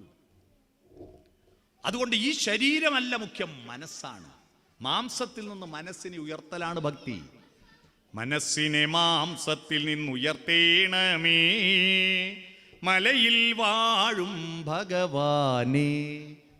അങ്ങനെ നിശേഷ സത്യത്തെപ്പറ്റി ചർച്ച ചെയ്യാൻ അടുത്തിരുന്ന് ചർച്ച ചെയ്യണം. അങ്ങനെ ചർച്ച ചെയ്യുമ്പോൾ ഉദ്ദാലകാരുണിയോട് ശ്വേതകേതു ചോദിച്ച ചോദ്യമാണ്, ഞാൻ ആരാണ്, ഞാൻ എവിടുന്നാ വന്ന്, ഞാൻ എങ്ങോട്ടാ പോകുന്നത്? ആ ചോദ്യത്തിന് മറുപടിയായി ഉദ്ദാലകാരുണി പറഞ്ഞു, പല പർവ്വതങ്ങളിൽ പെയ്ത മഴത്തുള്ളി ഒഴുകി കടലിലെത്തിയാൽ ആ കടലിലെ ഒരു തുള്ളി വെള്ളത്തിന് പറയാൻ കഴിയുമോ താൻ ഏത് പർവ്വതത്തിൽ പെയ്ത മഴത്തുള്ളിയാണെന്ന്? ഹേ ശ്വേതകേതോ തത്വമസി. പല പൂവുകളിൽ നിന്ന് തേന് ശേഖരിച്ച് തേനീച്ച തേൻവലയിൽ കൊണ്ടുപോയി വെച്ചാൽ ആ തേൻവലയിൽ ഇരിക്കുന്നൊരു തുള്ളി തേനിന് പറയാൻ കഴിയുമോ താൻ ഏതു പൂവിൽ നിന്ന് വന്ന തേനാണെന്ന്? ഹേ ശ്വേതകേതോ തത്വമസി. ആ മഴത്തുള്ളി നീയാകുന്നോ? ആ തേൻതുള്ളി നീയാകുന്നോ? നമ്മുടെ ഉള്ളിലിരിക്കുന്ന ഓരോ കോശവും നമ്മൾ കടയിൽ നിന്ന് വാങ്ങിയതല്ല, ഇവിടെ നിന്നെല്ലാം ആരെല്ലാം അധ്വാനിച്ചുണ്ടാക്കിയതാണ്. ഞാനിപ്പം പറയുന്ന എൻ്റെ തൊണ്ടയിലെ ശബ്ദത്തിൻ്റെ ഉറവിടം ഞാൻ രാവിലെ വീട്ടിൽ നിന്ന് കഴിച്ച 3 നൂൽപ്പിട്ടാണ്. ആ നൂൽപ്പിട്ട് ഏത് വയലിൽ നിന്ന് ആരധ്വാനിച്ചിട്ട് ഏതൊക്കെ മില്ലിൽ കൊണ്ടുപോയി കുത്തിയാൽ നമുക്കറിയുമോ? അപ്പൊ ഞാനെന്ന് പറയുന്നത് എൻ്റെ സ്വന്തമാണോ? അതും ഇതുമെല്ലാം ഒന്നാണ്, രണ്ടില്ല. അതാണ് അദ്വൈതം. പിടികിട്ടിയോ? രണ്ടില്ല, ഒന്നാണ്. ഇതാണ് തത്വമസി. അതാ ദർശനം മേലെ. ചോദ്യത്തിൽ നിന്ന് ഉത്തരവുണ്ടായത്. ചോദ്യമാണ് പ്രധാനം. ചോദ്യങ്ങൾ ചോദിക്കുന്ന കുട്ടികൾ ഉണ്ടാവണം നമുക്ക്. അപ്പോഴാണ് രാജ്യം വികസിക്കുക. ചോദ്യം ചോദിക്കുമ്പോൾ നമ്മുടെ കുട്ടികളിൽ ഉണ്ടാകുന്നൊരവസ്ഥ. ലോകത്തിൽ ഏറ്റവും വലിയ അറിവെന്താണെന്നറിയുമോ? തനിക്കെന്തറിയില്ല എന്നറിവാ. ഇപ്പൊ നമ്മളെ കുട്ടികൾക്ക് എല്ലാം എനിക്കറിയാമെന്ന അഹന്ത കൊണ്ടാണ് പുതിയത് പഠിക്കാത്തത്. അറിയില്ല എന്ന അറിവുണ്ടാവണമെങ്കിൽ ചോദ്യം ഉണ്ടാവണം. ചോദ്യം ചോദിക്കുമ്പോൾ ഉത്തരത്തെ സ്വീകരിക്കാൻ മനസ്സിലൊരു സ്പേസ് തുറക്കപ്പെടും. ഇപ്പൊ ഞാനൊരു സാധനം ഒരാൾക്ക് കൊടുക്കുമ്പോൾ അയാൾ കൈനീട്ടൂലേ വാങ്ങാനായിട്ട്? ഇതുപോലെ നമ്മുടെ മനസ്സിലും ചോദ്യം ചോദിക്കുമ്പോൾ ഉത്തരത്തെ സ്വീകരിക്കാനായിട്ട് മനസ്സ് നീട്ടും. ഈ മനസ്സ് എക്സ്റ്റെൻഡ് ചെയ്യുമ്പോൾ ആ ഉത്തരം കിട്ടുന്നത് വരെ ആ മനസ്സ് എക്സ്റ്റെൻഡ് ചെയ്ത ഫയല്, ആ റൂം ശൂന്യമാകും. ഒരുത്തൻ വിവാഹത്തിന് പെണ്ണ് കാണാനായിട്ട് വരനായിട്ട് പോകുമ്പോൾ വരൻ പുറപ്പെട്ടാൽ ആ വധുവിനെ കൊണ്ടൊന്ന് പാർപ്പിക്കാൻ ഒരു റൂം ഒരുക്കണ്ടേ? ആ റൂം ഒഴിഞ്ഞു കിടക്കുന്നിടത്തോളം ഇവൻ പെണ്ണ് കാണാൻ പോയിക്കൊണ്ടിരിക്കും. ചോദ്യം വരനും ഉത്തരം വധുവുമാണ്. ഈ ചോദ്യം ചോദിക്കുമ്പോൾ ഉത്തരം മനസ്സിൽ കിട്ടുന്നത് വരെ ആ ഉത്തരം ന്യൂനമർദ്ദമായി ശൂന്യമായി കിടക്കും. ശൂന്യത ന്യൂനമർദ്ദമാണ്. ന്യൂനമർദ്ദത്തിലേക്ക് കാറ്റടിക്കും. അറിയില്ലേ? അനുഭവം പറയാം. ഞാൻ കണ്ണവങ്കാട്ടിന്റെ പരിസരത്ത് താമസിക്കുന്ന ഒരാളാണ്. അവിടെ കരണ്ട് ഉണ്ടായിരുന്നില്ല. ഞാൻ 10ാം ക്ലാസ് പഠിക്കുമ്പോൾ എൻ്റെ വീട്ടിൽ കരണ്ടില്ല. കണ്ണവങ്കാട് നിങ്ങൾ കണ്ടിട്ടുണ്ടോ? അവിടെ ഇരിക്കുന്ന ആളെല്ലാം. ബാഹുബലി സിനിമ കണ്ടിട്ടുണ്ടോ? കണ്ണവങ്കാട്ടിൽ നിന്നാണ് ഷൂട്ട് ചെയ്തത്. പഴശ്ശിരാജ സിനിമ കണ്ടിട്ടുണ്ടോ? കണ്ണവങ്കാട്ടിൽ നിന്നാണ് ഷൂട്ട് ചെയ്തത്. എൻ്റെ വീട്ടിൽ കരണ്ട് ഉണ്ടായിരുന്നില്ല. ചിമ്മിണി വിളക്ക് കത്തിച്ചിട്ടാണ് പഠിക്കുക. ചിമ്മിണി വിളക്ക് എന്ന് പറഞ്ഞാൽ അറിയാവോ? മഷി, അന്ന് അറ്റത്ത് ബോൾ തിരിയുന്ന ബോൾ പെൻ ഇല്ലല്ലോ, മഷി നിറയ്ക്കുന്ന പേനയാണ്. അതിന് ബ്രില്ലിൻ്റെയും ക്യാമലിൻ്റെയും മഷിക്കുപ്പി വാങ്ങിക്കൊണ്ടുവച്ചാൽ കാലിയായ കുപ്പീൻ്റെ മൂടി കാണിയടിച്ച് ദ്വാരമുണ്ടാക്കി റബ്ബർ ടാപ്പിങ് ചെയ്യുമ്പോൾ പാലൊഴുകിയിട്ട് ചിരട്ടിയിലേക്ക് കുറ്റാൻ വേണ്ടിയിട്ട് ഒരു ചില്ലടിക്കൂലേ? ആ ചില്ലി പൈപ്പ് പോലെ ചുരുട്ടിയിട്ട് ഈ ദ്വാരത്തിലൂടെ താഴ്ത്തിയിട്ട് അച്ഛൻ്റെ പഴയ കോട്ടം കൊണ്ട് ചീന്തി തിരിയാക്കിയിട്ട് അതിൽ മണ്ണെണ്ണ ഒഴിച്ചിട്ട് കത്തിക്കുന്ന വിളക്കാൻ ഞങ്ങളുടെ വിളക്ക്. ഇത് മുന്നിൽ വെച്ച് പഠിക്കുമ്പോൾ ഞങ്ങൾക്ക് ദേഷ്യവും വരും, സങ്കടവും വരും. കാരണം ഈ വിളക്കിനൊരു തോന്നിയാസമുണ്ട്. ഇത് മുന്നിൽ വെച്ച് പഠിക്കുമ്പോൾ നമ്മൾ ഏത് ഭാഗത്താണോ ഇരിക്കുന്ന ആ ഭാഗത്തെ പുക വരൂ. അപ്പുറത്തിരുന്ന പുക അങ്ങോട്ട് വരും, ഇപ്പുറത്തിരുന്ന പുക ഇങ്ങോട്ട് വരും. എന്താ ഈ വിളക്കിന് നമ്മളോട് ഇത്ര വിദ്വേഷം? ഒരു വിദ്വേഷവും ഇല്ല. ന്യൂനമർദ്ദത്തിലേക്ക് കാറ്റടിക്കും. ചലനമുള്ള വായുവിന് ന്യൂനമർദ്ദം ഉണ്ടാവും. മൂക്കിൻ്റെ ശ്വാസോച്ഛ്വാസം ഉണ്ടാവുമ്പോൾ ഇവിടെ ന്യൂനമർദ്ദം ഉണ്ടാകുന്നതുകൊണ്ടാണ് പുക മൂക്കിലേക്ക് വരുന്നേ. ന്യൂനമർദ്ദത്തിൻ്റെ കരുത്ത്. സിറിഞ്ച് നോക്കൂ. സിറിഞ്ചിൽ ബേക്കിന്ന് പിസ്റ്റം വലിക്കുമ്പോൾ കുപ്പിയിലെ മരുന്ന് മേലോട്ട് കയറുന്നത് എന്തുകൊണ്ടാ? പിസ്റ്റൺ വലിക്കുമ്പോൾ അവിടെ അത്രയും സ്പേസ് വാക്വമായിട്ട് വാക്കൻ്റായി കിടക്കും. ആ വാക്കൻ്റായി കിടക്കുന്നിടത്തേക്ക് മരുന്ന് മേലോട്ട് കയറും. വാക്വത്തിൻ്റെ കരുത്ത് ഞാൻ കാണിച്ചു തരാം.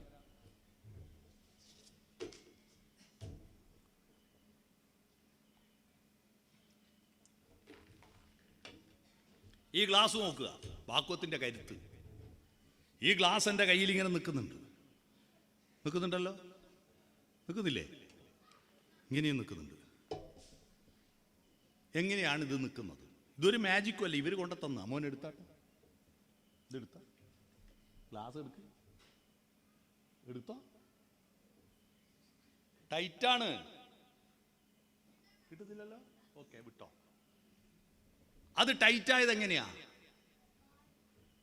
ഇതൊരു മാജിക്കും അല്ല. ഞാൻ കൈ അമർത്തിയിട്ട്, കൈ ഇങ്ങനെ വെച്ചിട്ട് കൈ അവിടെ വെച്ച് 4 ഭാഗം അമർത്തി, എന്നിട്ട് 2 വിരൽ താഴോട്ട് താത്തുമ്പോൾ ഉള്ളം കൈ മേലോട്ട് ഉയരും. അപ്പം അല്പം ന്യൂനമർദ്ദം വാക്വം ഉണ്ടാവും അവിടെ.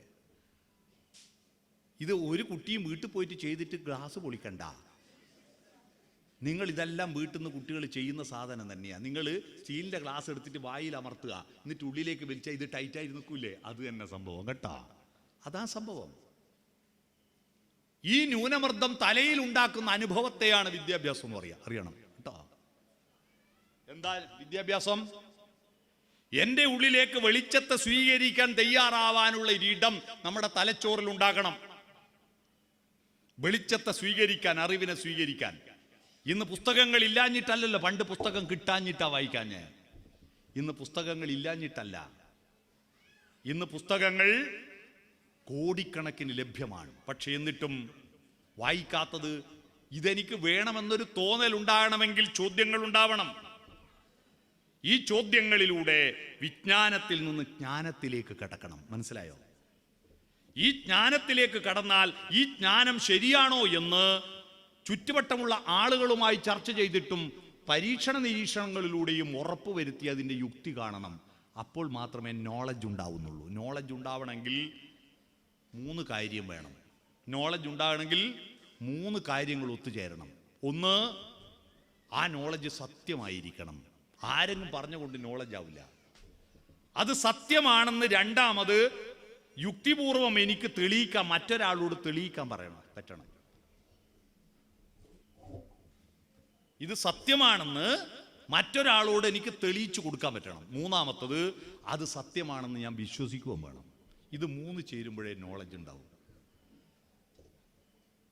സത്യമാണോ എന്ന് അന്വേഷിക്കാൻ വേണ്ടിയിട്ടാണ് ഉപനിഷത്ത് ഉണ്ടാക്കിയത്, അടുത്തിരുന്ന് ചർച്ച ചെയ്തത്. അർദ്ധസത്യങ്ങളും അസത്യങ്ങളും അപൂർണ സത്യങ്ങളും 1,00,000 കൂട്ടിവെച്ചാലും ഒരു കൊച്ചു സത്യത്തിന്റെ അടുത്തെത്തില്ല. ഉദാഹരണം പറയാം.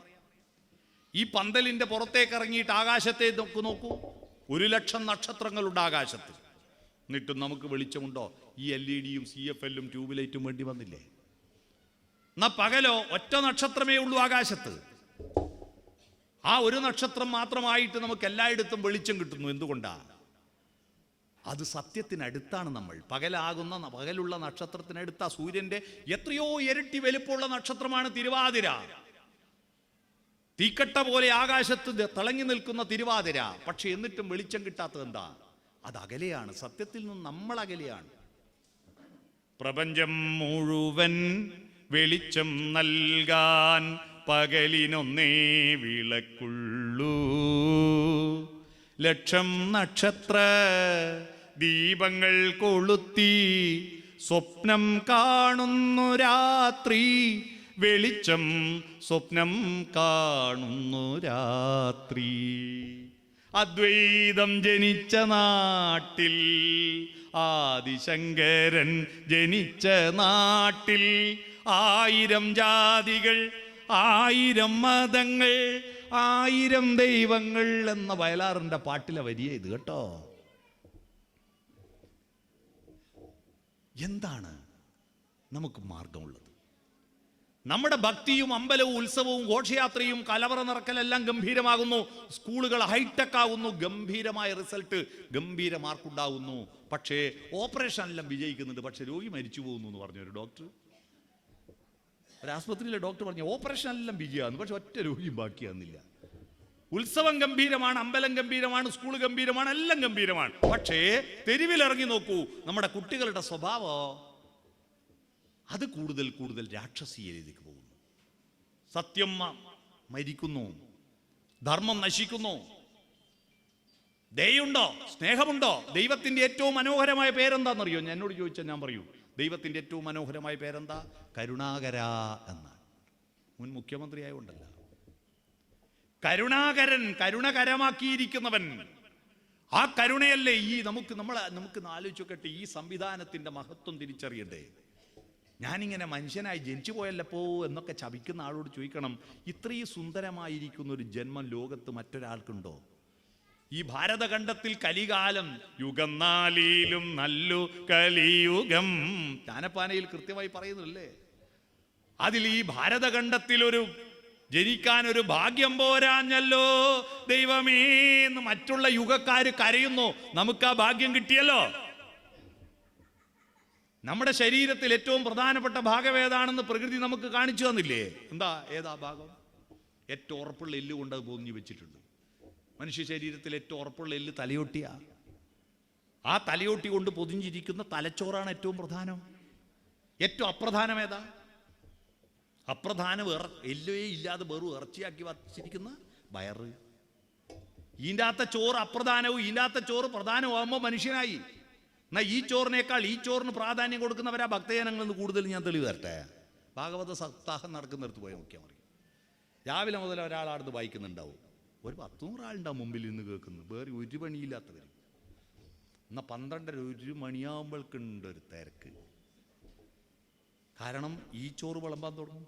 ഈ ചോറ് വിളമ്പുന്നിടത്ത് ആളില്ല.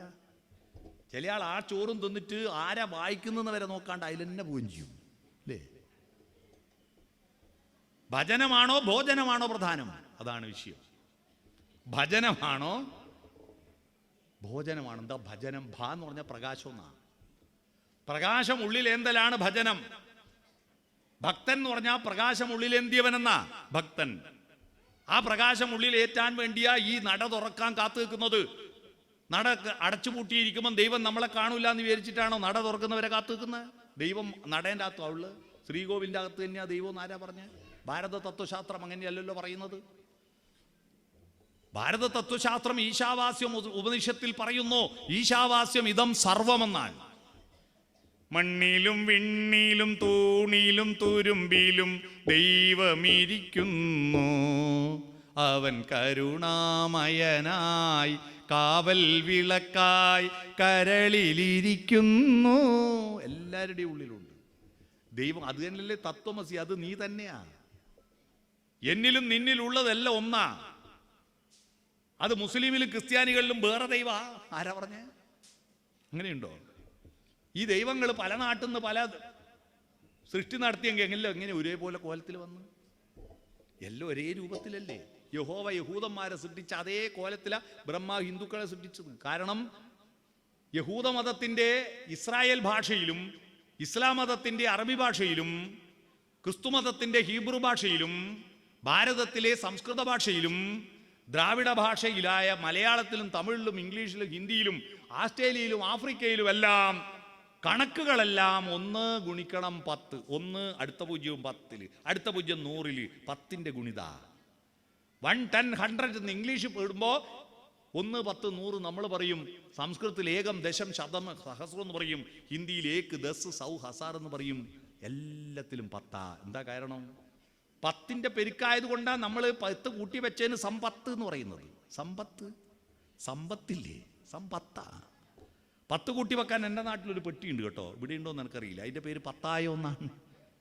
സമ്പത്ത് കൂട്ടി വെക്കുന്ന പത്തായം. എന്തുകൊണ്ട് 9ന്റെ കണക്കും 11ന്റെ കണക്കും ഒരു ഭാഷയിലുണ്ടായില്ല? സിമ്പിളാണ് ഉത്തരം. ഏത് മതത്തിൽപ്പെട്ടവനും ഏത് വൻകരയിൽപ്പെട്ടവനും ആദ്യ വണ്ണം പഠിച്ചത് സ്വന്തം വിരലിൽ എണ്ണീറ്റാ. എല്ലാവർക്കും 10 വിരലാ. ഹിന്ദുവിനും ക്രിസ്ത്യാനിക്കും മുസൽമാനും എല്ലാം 10 വിരലാ. എല്ലാത്തിനും മൂക്കിന് 2 ഓട്ടയാ. 3 ഓട്ടകൾ ഒരു മൂക്ക് ഒരാളും വെച്ചിട്ടില്ല. എല്ലാത്തിനും 2 കണ്ണാ അല്ലേ? വ്യത്യാസമുണ്ടോ? അതിൻ്റെ ഒരു ഔചിത്യം നോക്കൂ. ആ കണ്ണ് പിടിപ്പിച്ചതിരിക്കുന്ന എല്ലാവരും നെറ്റി ഉയർത്തിയിട്ടും കവിള് ഉയർത്തിയിട്ട് 2 മല, അതിൻ്റെ നടുക്കൊരു കുഴിയിൽ കൊണ്ടുപോയി കണ്ണ് വെച്ചു. കാരണം എന്തോ വന്ന് അടിച്ചിട്ട് തകരാറ് വരാതിരിക്കാൻ എത്ര ഔചിത്യത്തോടെ കണ്ണ് കൊണ്ടുപോയി വെച്ചു. ആ കണ്ണിൽ എന്തെങ്കിലും പൊടി വന്ന് വീഴുമ്പോൾ കൈ കൊണ്ട് തടയാൻ കൈയിടുന്ന ആൾ എത്താൻ സമയമില്ല. അതുകൊണ്ട് കൈയൊന്നും വേണ്ട, ഓട്ടോമാറ്റിക് ഷട്ടർ. ആദ്യത്തെ ലോകത്തെ ഓട്ടോമാറ്റിക് ഷട്ടർ കൺപോളയല്ലേ? കൺപോള എന്തൊരു ഔചിത്യമാണ്, അത്ഭുതമല്ലേ? ആ കണ്ണിൽ മേലെ നിന്ന് പൊടി വീഴാതിരിക്കാൻ വേണ്ടിയിട്ട് മേലെ 2 കണ്ണിൻ്റെ മേലെ സൺഷെയ്ഡ് പുല്ല് വെച്ച് പിടിപ്പിച്ചതില്ലേ? പുരികം. അത് പൊരിച്ചു മാറ്റിയിട്ട് വരച്ചുണ്ടാക്കാനുള്ളതല്ല, അത് പൊടി വീഴാതിരിക്കാനുള്ള. ആ കണ്ണിൽ അഥവാ എന്തെങ്കിലും പൊടി തെറിച്ചു പോയി നോട്ടു, ആ പൊടി കഴുകി കളയാൻ വേണ്ടിയിട്ട് പൈപ്പിൻ്റെ അടുത്തും അല്ലേ കിണറ്റിൻ്റെ വക്കിൽ പോകുന്നത് വരെ കാത്തു നിൽക്കാൻ നേരില്ല. അപ്പം തന്നെ അതിൻ്റെ ഉള്ളിൽ നിന്ന് വെള്ളം ചീറ്റിയിട്ട് അതിന് ഒലിപ്പിച്ച് കളയുന്ന ആ കണ്ണുനീരില്ലേ? കണ്ണിന്ന് ഒട്ടനെ വെള്ളം വന്ന് ഒലിപ്പിക്കുന്നില്ലേ? എന്തൊരു അത്ഭുതമാണ് ഈ കണ്ണ്.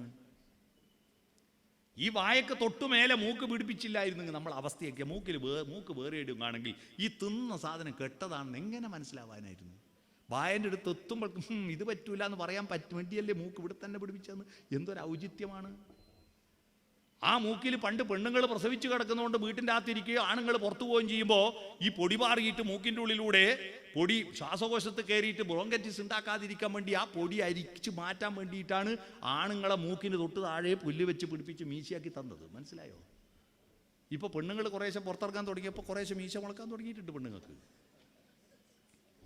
ഞാൻ പറഞ്ഞു വന്നത് ഈ ഔചിത്യത്തോടു കൂടി എല്ലാ ദൈവങ്ങളും എങ്ങനെ ഒരേപോലെ സൃഷ്ടിച്ചു. യഹോവ യഹൂദന്മാരെ സൃഷ്ടിച്ചതിൻ്റെ സോഫ്റ്റ്വെയർ ബ്രഹ്മാവിന് വാട്സപ്പിൽ അയച്ചു കൊടുത്തു. ബ്രഹ്മാവ് അത് ഡൗൺലോഡ് ചെയ്തിട്ട് ഹിന്ദുക്കളെ ഉണ്ടാക്കിയതാ. എന്നിട്ട് അത് ഇൻസ്റ്റാഗ്രാം പോസ്റ്റ് ചെയ്ത കണ്ടിട്ട് കർത്താവ് അപ്പാട് ക്രിസ്ത്യാനികളെ ഉണ്ടാക്കി. അതപ്പാട് മെസ്സഞ്ചറിൽ അള്ളാഹുവിനെ അയച്ചു കൊടുത്തു. അന്ന് കർത്താവ് അള്ളാഹു ഭയങ്കര കമ്പനിയാണ്. ഇപ്പം അടുത്ത കാലത്ത് അത് തെറ്റിയത്. അള്ളാഹു അത് മെസ്സഞ്ചറിൽ നിന്ന് എടുത്തിട്ട് മുസ്ലിങ്ങളെ ഉണ്ടാക്കി നാരകം പറയോ? ഓർത്താൽ ഒരൊറ്റ തറവാട്ടുകാർ നാം. ഈ ഭൂമിയിൽ ഒറ്റൊരു മതമേ ഉള്ളൂ. ആ മതത്തിന്റെ പേര് വിശ്വപ്രേമം എന്നാണ്. ഒരൊറ്റ മതമുണ്ടുലകിന്നുയിരാം, പ്രേമമതൊന്നല്ലോ. പരക്കെ നമ്മെ പാലമൃതൂട്ടും പാർവണ ശശിബിംബം. ഭാരത ഇതിഹാസ പുരാണ കഥകൾ മുഴുവൻ കലക്കി കുടിച്ചിട്ട് എഴുതിയ കവിതയാണ് ഉള്ളൂരസ് പരമേശ്വരയ്യർ. അറിയാവോ? പ്രേമം, വിശ്വപ്രേമം. ആ പ്രേമമാണ് ഭക്തി. അതാണ് ശിവപാർവതി പ്രേമം. മനസ്സിലാക്കണം. ശിവനെയും പാർവതിയെയും ആരാധിക്കുന്നവർ മനസ്സിലാക്കേണ്ടത് ഭാര്യാഭർത്തൃത്വത്തിന്റെ മൂല്യമാണ് അവിടെ. ആ മൂല്യമാണവിടെ. ഭാര്യയും ഭർത്താവും തമ്മിലുള്ള ചർച്ച. ഏറെക്കാലം പണിപ്പെട്ടിട്ടാണ് തൻ്റെ ഭർത്താവിന് ലഭിച്ചത് പാർവതിക്ക്. ആ പാർവതിയുടെ തപസ്സാഫല്യം, കുമാരസംഭവം എന്ന് പറയുന്ന കാവ്യമുണ്ടല്ലോ കാളിദാസന്റെ, എത്ര മനോഹരമാണ്. കുമാരസംഭവത്തിൽ പാർവതിയുടെ സൗന്ദര്യത്തെ വർണ്ണിക്കുന്ന ഒരു ഭാഗമുണ്ട്. നമ്മുടെ ഭാരതത്തിന്റെ ഭക്തിയും സൗന്ദര്യബോധവും പരസ്പര പൂരകങ്ങളാണ്. മറ്റു ലോകത്തൊരു രാജ്യത്തുമില്ല ദൈവവും സൗന്ദര്യവും ഇങ്ങനെ ഇഴചേർന്ന് നിൽക്കുന്നത്. മറ്റാർക്കും ഈ സൗന്ദര്യബോധമില്ല. നമ്മുടെ എല്ലാം സൗന്ദര്യമാണ്. സംഗീതമില്ലാതെ, ശബ്ദത്തിന്റെ സൗന്ദര്യമാണ് സംഗീതം, വാക്കുകളുടെ സൗന്ദര്യമാണ് സാഹിത്യം, നിറങ്ങളുടെ സൗന്ദര്യമാണ് ചിത്രം, രൂപങ്ങളുടെ സൗന്ദര്യമാണ് ശില്പം. ഇതില്ലേ നമുക്ക് ഭക്തിയുണ്ടോ? ഈ ശില്പവും ചിത്രവും അല്ലേ നമ്മുടെ ദൈവങ്ങളെല്ലാം വിഷ്ണുവും ശിവനും സെൽഫി എടുത്ത് അയച്ചെന്ന? അല്ലല്ലോ. ചിത്രകാരന്മാരും ശില്പികളും കൊത്തിയും വരച്ചും ഉണ്ടാക്കിയതല്ലേ ഇത്? അവരുടെ സൗന്ദര്യ സൃഷ്ടികളല്ലേ അത്? കാവ്യങ്ങൾ, രാമായണവും മഹാഭാരതവും ഒക്കെ സൗന്ദര്യ സൃഷ്ടികളല്ലേ? സംഗീതമില്ലെങ്കിൽ എന്ത് ദൈവമാ? കുടജാദ്രിയിൽ കുടികൊള്ളും മഹേശ്വരി ഗുണദായിനി എന്ന് പറഞ്ഞാൽ മൂകാംബിക ഓടി കുന്നുകയറൂ. അതിനു പകരം കുടജാദ്രിയിൽ കുടികൊള്ളും മഹേശ്വരി ഗുണദായിനി സർവശുഭകാരിണി നാദാത്മികേ. നാദമാണ്, ശിവനാണ്. ഈശാനം, തൽപുരുഷം, വാമദേവം, അഘോരം, സദ്യോജാതം. 5 തലകളുണ്ട്. പഞ്ചാനനാണ് ശിവൻ. ഈ 5 തലകളിൽ നിന്നാണ് 7 സ്വരങ്ങൾ ഉണ്ടായതെന്നാണ് പറയുന്നത്. ഷഡ്ജം, ഋഷഭം, ഗാന്ധാരം, മധ്യമം, പഞ്ചമം, ദൈവതം, നിഷാദം. 7 സ്വരങ്ങളുണ്ടായത് സംഗീതം. നിഷാദമാണ് ആദ്യത്തെ കാട്ടാളൻ്റെ ഒച്ച. അതിൽ നിന്ന് ഷഡ്ജത്തിലേക്ക് വരുമ്പോഴാണ് മാനവനുണ്ട്. നിങ്ങളുടെ വീട്ടിൽ കാട്ടാളത്വമാണോ മാനവികതയാണോ ഉള്ളതെന്ന് നിങ്ങളുടെ വീട്ടിൽ ഉച്ചരിക്കുന്ന ശബ്ദം നോക്കിയാൽ മതി. രാവിലെ കുട്ടികളെ വിളിക്കുന്നത് എങ്ങനെയാ? സ്കൂൾ ബസ് വരേണ്ട സമയമായി, ഇവിടെ ഭക്ഷണമായിട്ടില്ല, പയ്യൻ എഴുന്നേറ്റിട്ടില്ല, ഒരു എന്തല്ലോ വെള്ളവും. രാവിലെ തന്നെ എന്താ നിഷാദ? എന്താ നിഷാദം? നീ നിഷാദം. ഹിസ് ഹൈനസ് അബ്ദുള്ള സിനിമ കണ്ടിട്ടില്ലേ? മോഹൻലാലും കൈതപ്പുറവും കൂടി അപ്പുറം ഇപ്പുറം ഇരുന്നിട്ട് മത്സരിച്ചു പാടുമ്പോ നിഷാദത്തിൽ ആനന്ദം അനന്താനന്ദം ജഗദാനന്ദം സംഗീതം. ആനന്ദം അനന്താനന്ദം ജഗദാനന്ദം സംഗീതം. സംഗീതം സംഗീതം നിഷാദം അല്ലേ? അവിടുന്ന് അട്ടഹാസത്തിൽ നിന്ന് ഷഡ്ജത്തിലേക്ക് താണു. അടുത്തിരുന്ന് വർത്താനം പറഞ്ഞപ്പോൾ കാട്ടാളന്മാരുടെ അട്ടഹാസം, കാട്ടാളനല്ലേ നിഷാദം എന്ന് പറയാ, കാട്ടാളൻ്റെ ഒച്ചയാ നിഷാദം. അടുത്തിരുന്നിട്ട് പാലാഴിത്തൂമങ്കേ തൂനിലാവിൽ തേരിറങ്ങി നീവ. ജയേന്ദ്രൻ്റെ ഒരു മനോഹരമായ പാട്ടാണത്, അല്ലേ? അല്ലേ? ഒറ്റക്കമ്പീനാദം മാത്രം മൂളും. നിങ്ങളുടെ വീട്ടിൽ ഏതാ നാദമുണ്ടോ? നിങ്ങളുടെ വീട്ടിലുള്ള വർത്തമാനവും പെരുമാറ്റവും സോഫ്റ്റനായാൽ നിങ്ങളുടെ വീട് കുട്ടികൾ സൗന്ദര്യബോധമുള്ള ആർദ്ര ഹൃദയസ്ഥരാകും. എങ്ങനെയാ സോഫ്റ്റനാക്കേണ്ടത്? ചപ്പാത്തി സോഫ്റ്റനാക്കാൻ, ഇഡ്ഡലി സോഫ്റ്റനാക്കാൻ പല സൂത്രമുണ്ട്. ചപ്പാത്തി സോഫ്റ്റനാക്കാൻ, ഇഡ്ഡലി സോഫ്റ്റനാക്കാൻ ഒരു സൂത്രം പറഞ്ഞട്ടെ. ഇഡ്ഡലീൻ്റെ മാവിൽ 2 പച്ചമുളക് നല്ലോണം കഴുകിയിട്ട് 2 പച്ചമുളക് ഇട്ട് വച്ചാൽ മതി. പിറ്റേന്ന് ഇഡ്ഡലി നല്ല സോഫ്റ്റനാവും. വെറുതെ ഇട്ടാൽ മതി, വെറുതെ പച്ചമുളക് ഇട്ടാൽ മതി. മുറിച്ചിട്ടുണ്ടേ എരിവായി പോയി ഇഡ്ഡലി. ഇങ്ങനെ പല സൂത്രം അറിയാം. ബന്ധങ്ങൾ സോഫ്റ്റനാക്കാൻ എന്താ പറ്റുക? ബന്ധങ്ങൾ സോഫ്റ്റനാക്കാൻ സോഫ്റ്റൻ്റെ സ്പെല്ലിങ് പറഞ്ഞാൽ മതി. SOFTEN. എസ് എന്ന് പറഞ്ഞാൽ സ്മൈൽ, പുഞ്ചിരിക്കൂ. പുഞ്ചിരിക്കൂ. പുഞ്ചിരിക്കാൻ അറിയുന്ന ഒരേ ഒരു ജന്തു മനുഷ്യനാ. പക്ഷിമൃഗാദികൾ പുഞ്ചിരിക്കുവോ? എൻ മന്ദഹാസം ചന്ദ്രികയായെങ്കിൽ എന്നും പൗർണമി വിടർന്നേനെ. എൻ മുഗ്ധരേണുക്കൾ പുഷ്പങ്ങളായെങ്കിൽ എന്നും മാധവമുണർന്നേനെ. പുഞ്ചിരിക്കുക. 2 പുഞ്ചിരിയുണ്ട്. നിങ്ങൾ പുഞ്ചിരിക്കുന്നത് ചുണ്ട് വിടർത്തിയിട്ട്, വീട് പുഞ്ചിരിക്കുന്നത് വാതിൽ തുറന്നിട്ട്. വാതിൽ തുറക്ക്, എന്നിട്ട് കുട്ടികളെ പ്രഭാതത്തിലേക്ക് നയിക്കൂ. പ്രഭാതമാണ് നമ്മുടെ ഭക്തിയുടെ അടിത്തറ. സുപ്രഭാതം പൊട്ടിവിടർന്നു ഉഷസന്ധ്യായ ഗഗിരിയിൽ നിത്യ തുഷാര വിഭൂതി അണിഞ്ഞു. പാട്ട് കേട്ടില്ലേ? പ്രഭാതമായി തൃക്കണിയേകിയാലും കൗസല്യ സുപ്രജ രാമപൂർവസന്ധ്യാ പ്രവർത്തതേ. കൗസല്യേൻ്റെ നല്ല പുത്രനായ രാമ, പൂർവസന്ധ്യ കിഴക്കു ഭാഗത്തെ പ്രഭാത സന്ധ്യ പ്രവർത്തിക്കാൻ ആരംഭിച്ചിരിക്കുന്നു. അതാ MS സുബ്ബലക്ഷ്മിയുടെ ശബ്ദത്തിൽ നമ്മൾ കേട്ടത്. പ്രഭാതം. മലയാളി ഉള്ളിടത്തോളം കാലം, മലയാള ഭാഷയുള്ളിടത്തോളം കാലം ഒരു മോട്ടിവേഷൻ പ്രസംഗവും ഇല്ലാതെ തന്നെ നമ്മളെ മോട്ടിവേറ്റ് ചെയ്യുന്ന ഒരു മഹത്തായ അത്ഭുതമായ ഒരു സംഭവത്തെ സൃഷ്ടിച്ചിട്ടാണ് ജയേന്ദ്രൻ ലോകത്തോട് വിട പറഞ്ഞത്. ആ അത്ഭുത സംഭവമാണ് സുപ്രഭാതം. സുപ്രഭാതം, സുപ്രഭാതം, സുപ്രഭാതം. നീലഗിരിയുടെ സഖികളെ, ജ്വാലാമുഖികളെ.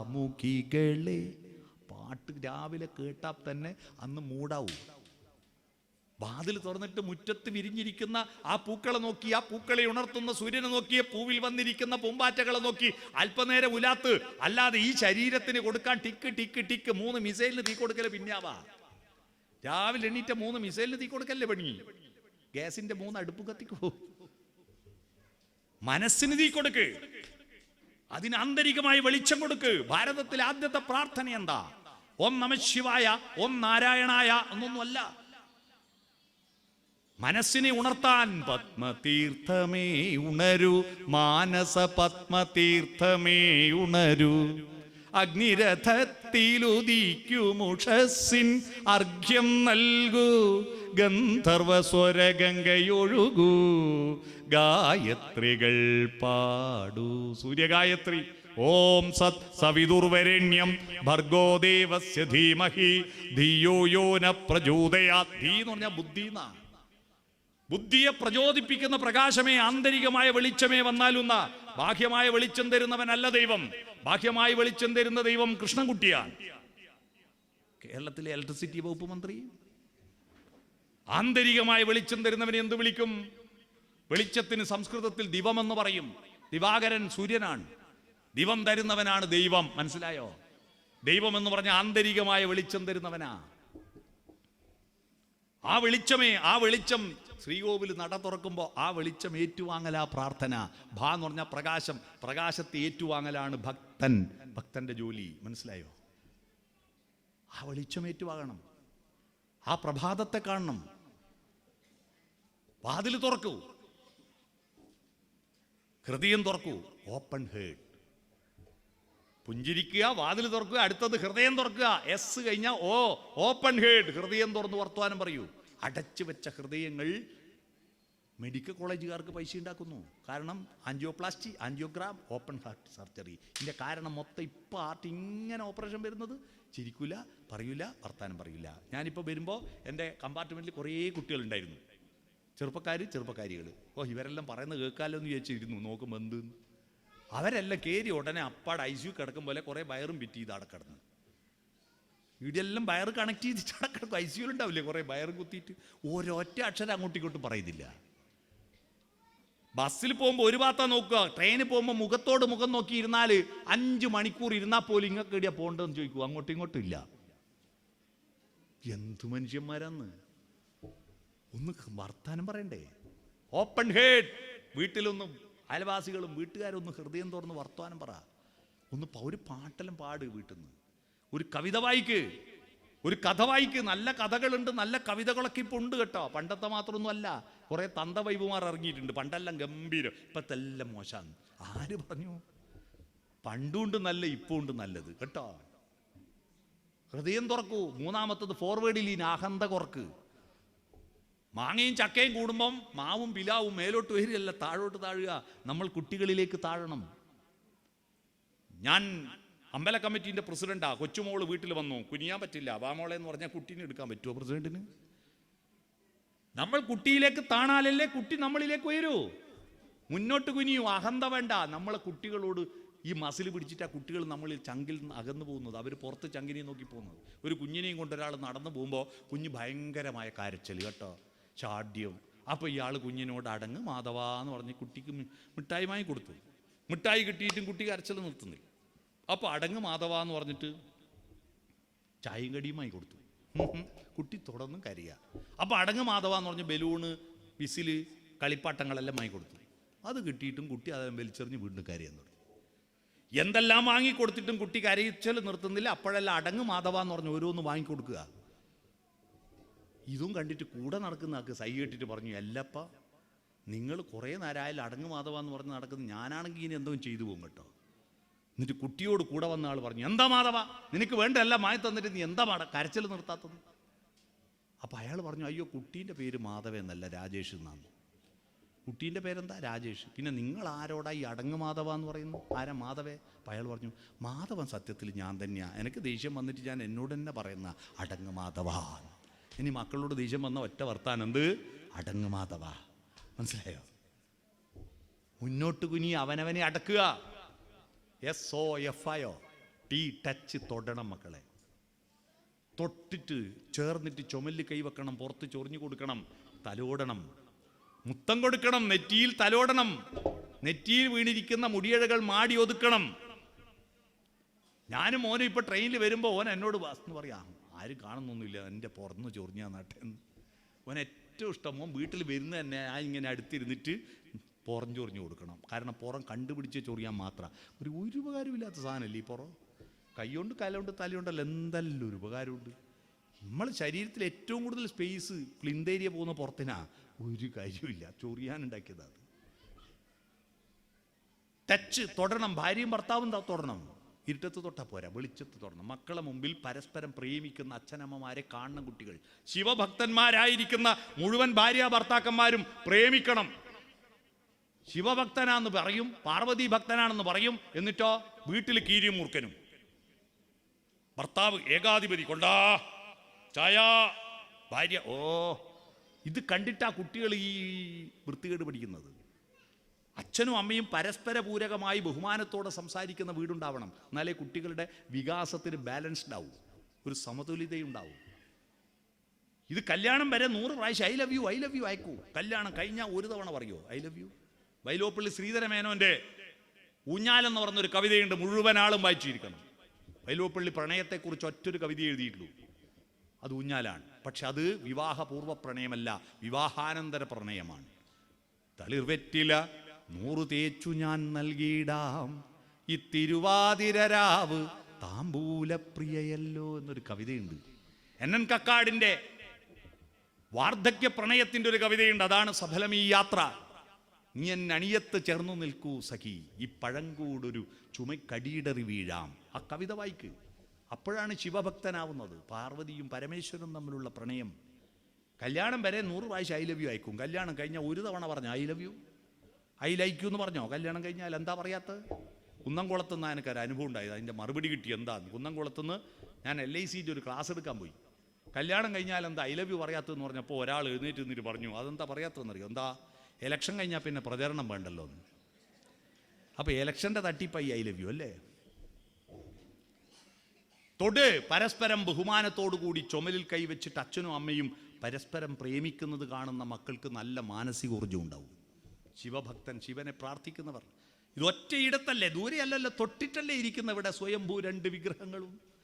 എന്നിട്ടെങ്കിലും നിങ്ങൾക്ക് വീട്ടിൽ സ്വയംഭൂവായിട്ട് പ്രണയത്തെ സ്വയംഭൂവായിട്ട് ഉയർത്തിക്കൊണ്ടുവന്നൂടെ? അതാണ്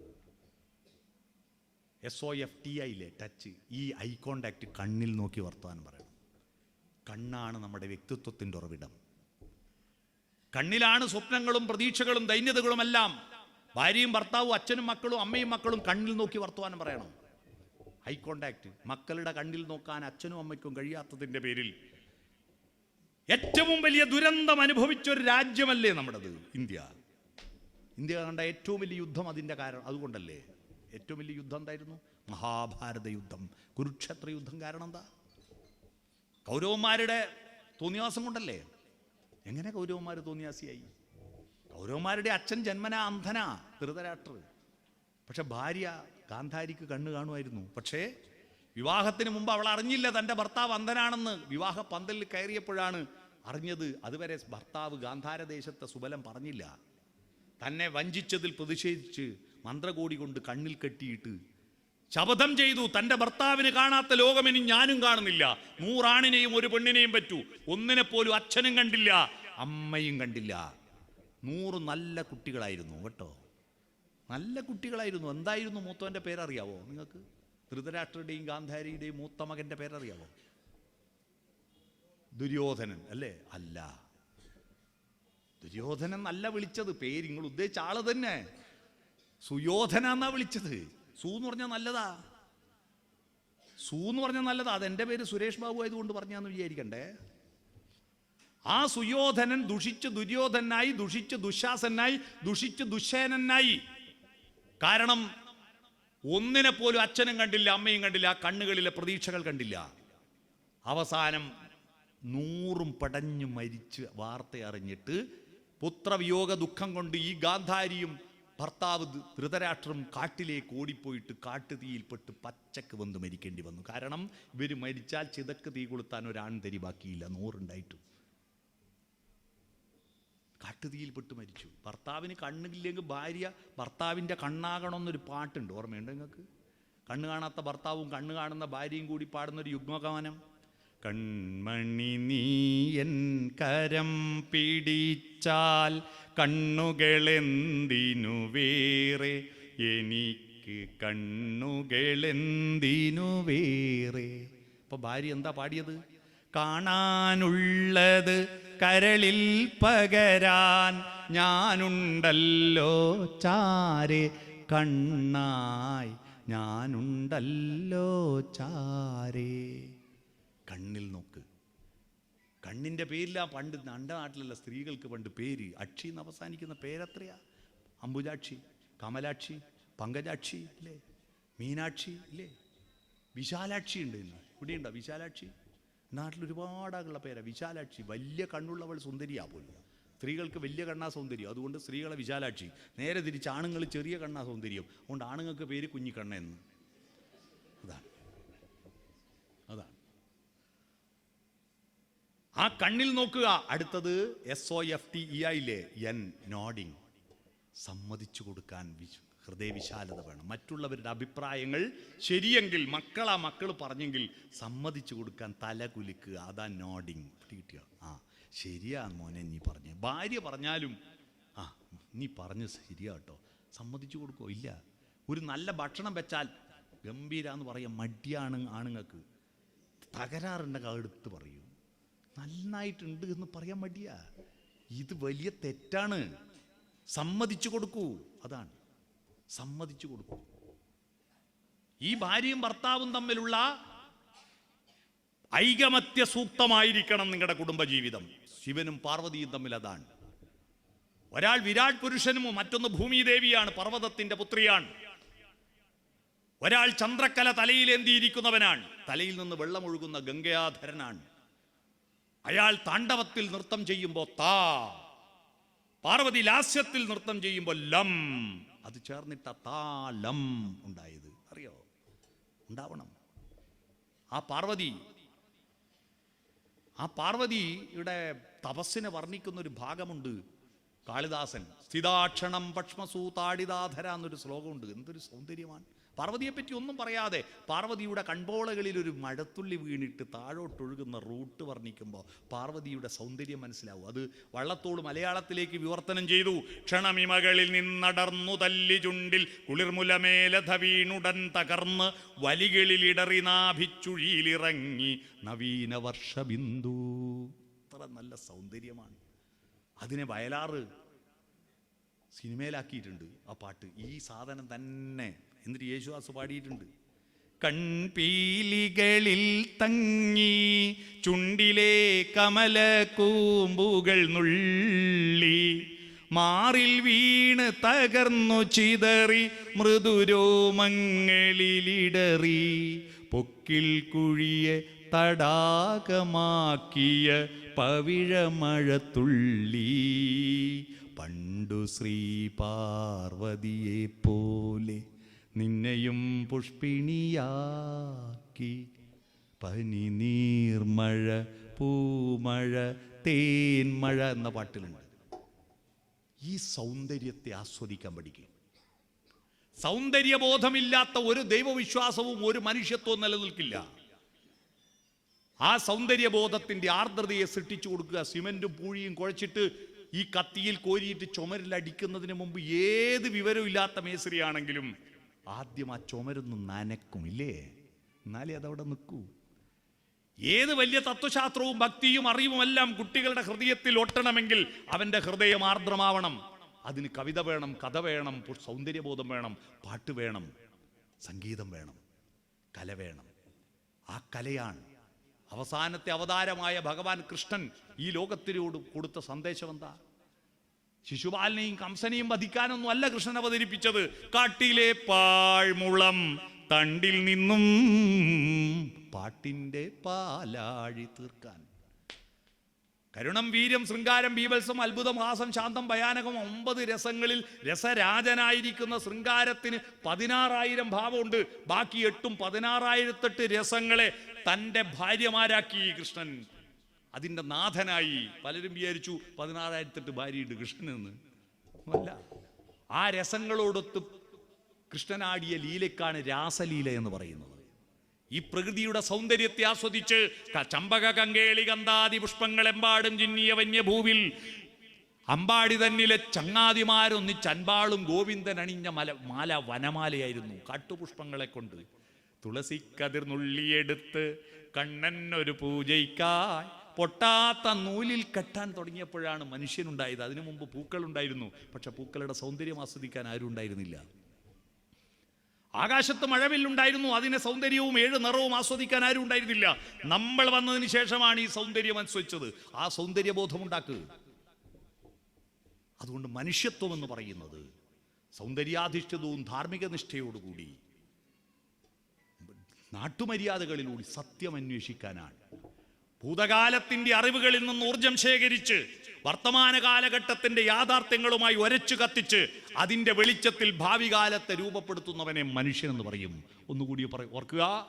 ഭൂതകാലത്തിന്റെ അറിവുകളിൽ നിന്നും ഓർമ്മകളിൽ നിന്നും ഊർജം ശേഖരിച്ച് വർത്തമാന കാലഘട്ടത്തിന്റെ യാഥാർത്ഥ്യങ്ങളോട് ഒരച്ചു കത്തിച്ച് അതിന്റെ വെളിച്ചത്തിൽ ഭാവി കാലത്തെ രൂപപ്പെടുത്തുന്നവനാ മനുഷ്യൻ. ആ മനുഷ്യനാവുക. നമ്മൾ മനുഷ്യനാവുക. ആ മനുഷ്യനായാലേ ദൈവത്തിൻ്റെ അടുത്തേക്ക് പോകും. മനുഷ്യനാവണം. എങ്ങനെ? മൃഗമായ പോരാ. ആ മനുഷ്യത്വബോധത്തിലൂടെ, മാനവിക ബോധത്തിലൂടെ ദൈവിക ബോധത്തിലെത്താൻ ലോക നന്മയാണ് നമ്മുടെ ലക്ഷ്യം. ഞാനല്ല പ്രധാനം. ഞാൻ എന്നതിന് മാന്ന് പറയും, അല്ല എന്നതിന് നാന്ന് പറയും, ഞാനല്ല എന്നതിന് നമാന്ന് പറയും. പിന്നെ എന്താണ്? ലോക നന്മയാണ്. ലോക നന്മയ്ക്ക് ശിവം എന്ന് പറയും.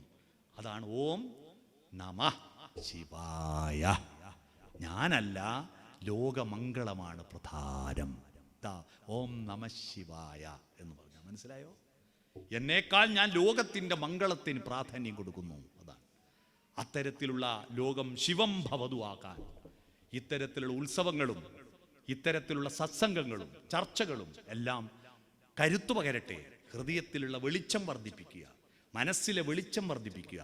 ആ വെളിച്ചമേന്തുന്നവനാണ് ഭക്തൻ എന്ന ബോധ്യത്തോടു കൂടി പിരിഞ്ഞു പോകാൻ നിങ്ങൾക്ക് ഈ ഉത്സവം കഴിഞ്ഞ് തിരിച്ചു പോകുമ്പോൾ ഇവിടെ വരുമ്പോഴുണ്ടാവുന്ന ഹൃദയവും മനസ്സും എല്ലാം കഴുകി വൃത്തിയാക്കി ദൈവത്തിന് ഇരിക്കാൻ പറ്റും. ദൈവം എവിടെയായിരിക്കുക? വൃത്തിയുള്ളിടത്തല്ലേ ഇരിക്കൂ.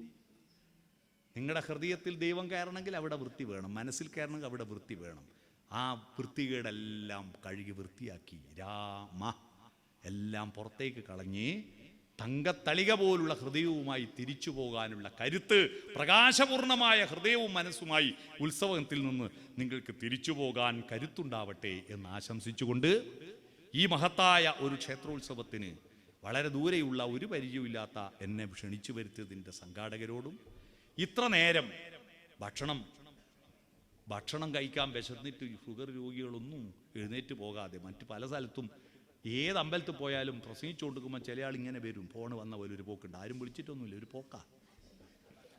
ഒന്നുമില്ലാതെ കഴിയുന്നത് വരെ സ്കൂളെ കുട്ടികൾ പോലും ഇങ്ങനെ അടങ്ങിയിരുന്നിട്ട് കേൾക്കുന്ന കണ്ടിട്ടില്ല. അങ്ങനെ അടങ്ങിയിരുന്നത് ക്ലാസ്സിലിരുന്ന പോലെ കേട്ട നിങ്ങൾക്ക് പ്രത്യേക നന്ദി പറഞ്ഞുകൊണ്ട് ഈ ഉത്സവത്തിന് എല്ലാവിധ ആശംസകളും അറിയിച്ചുകൊണ്ട് ഞാൻ എൻ്റെ ഭാഷണം ചുരുക്കുന്നു. നമസ്കാരം.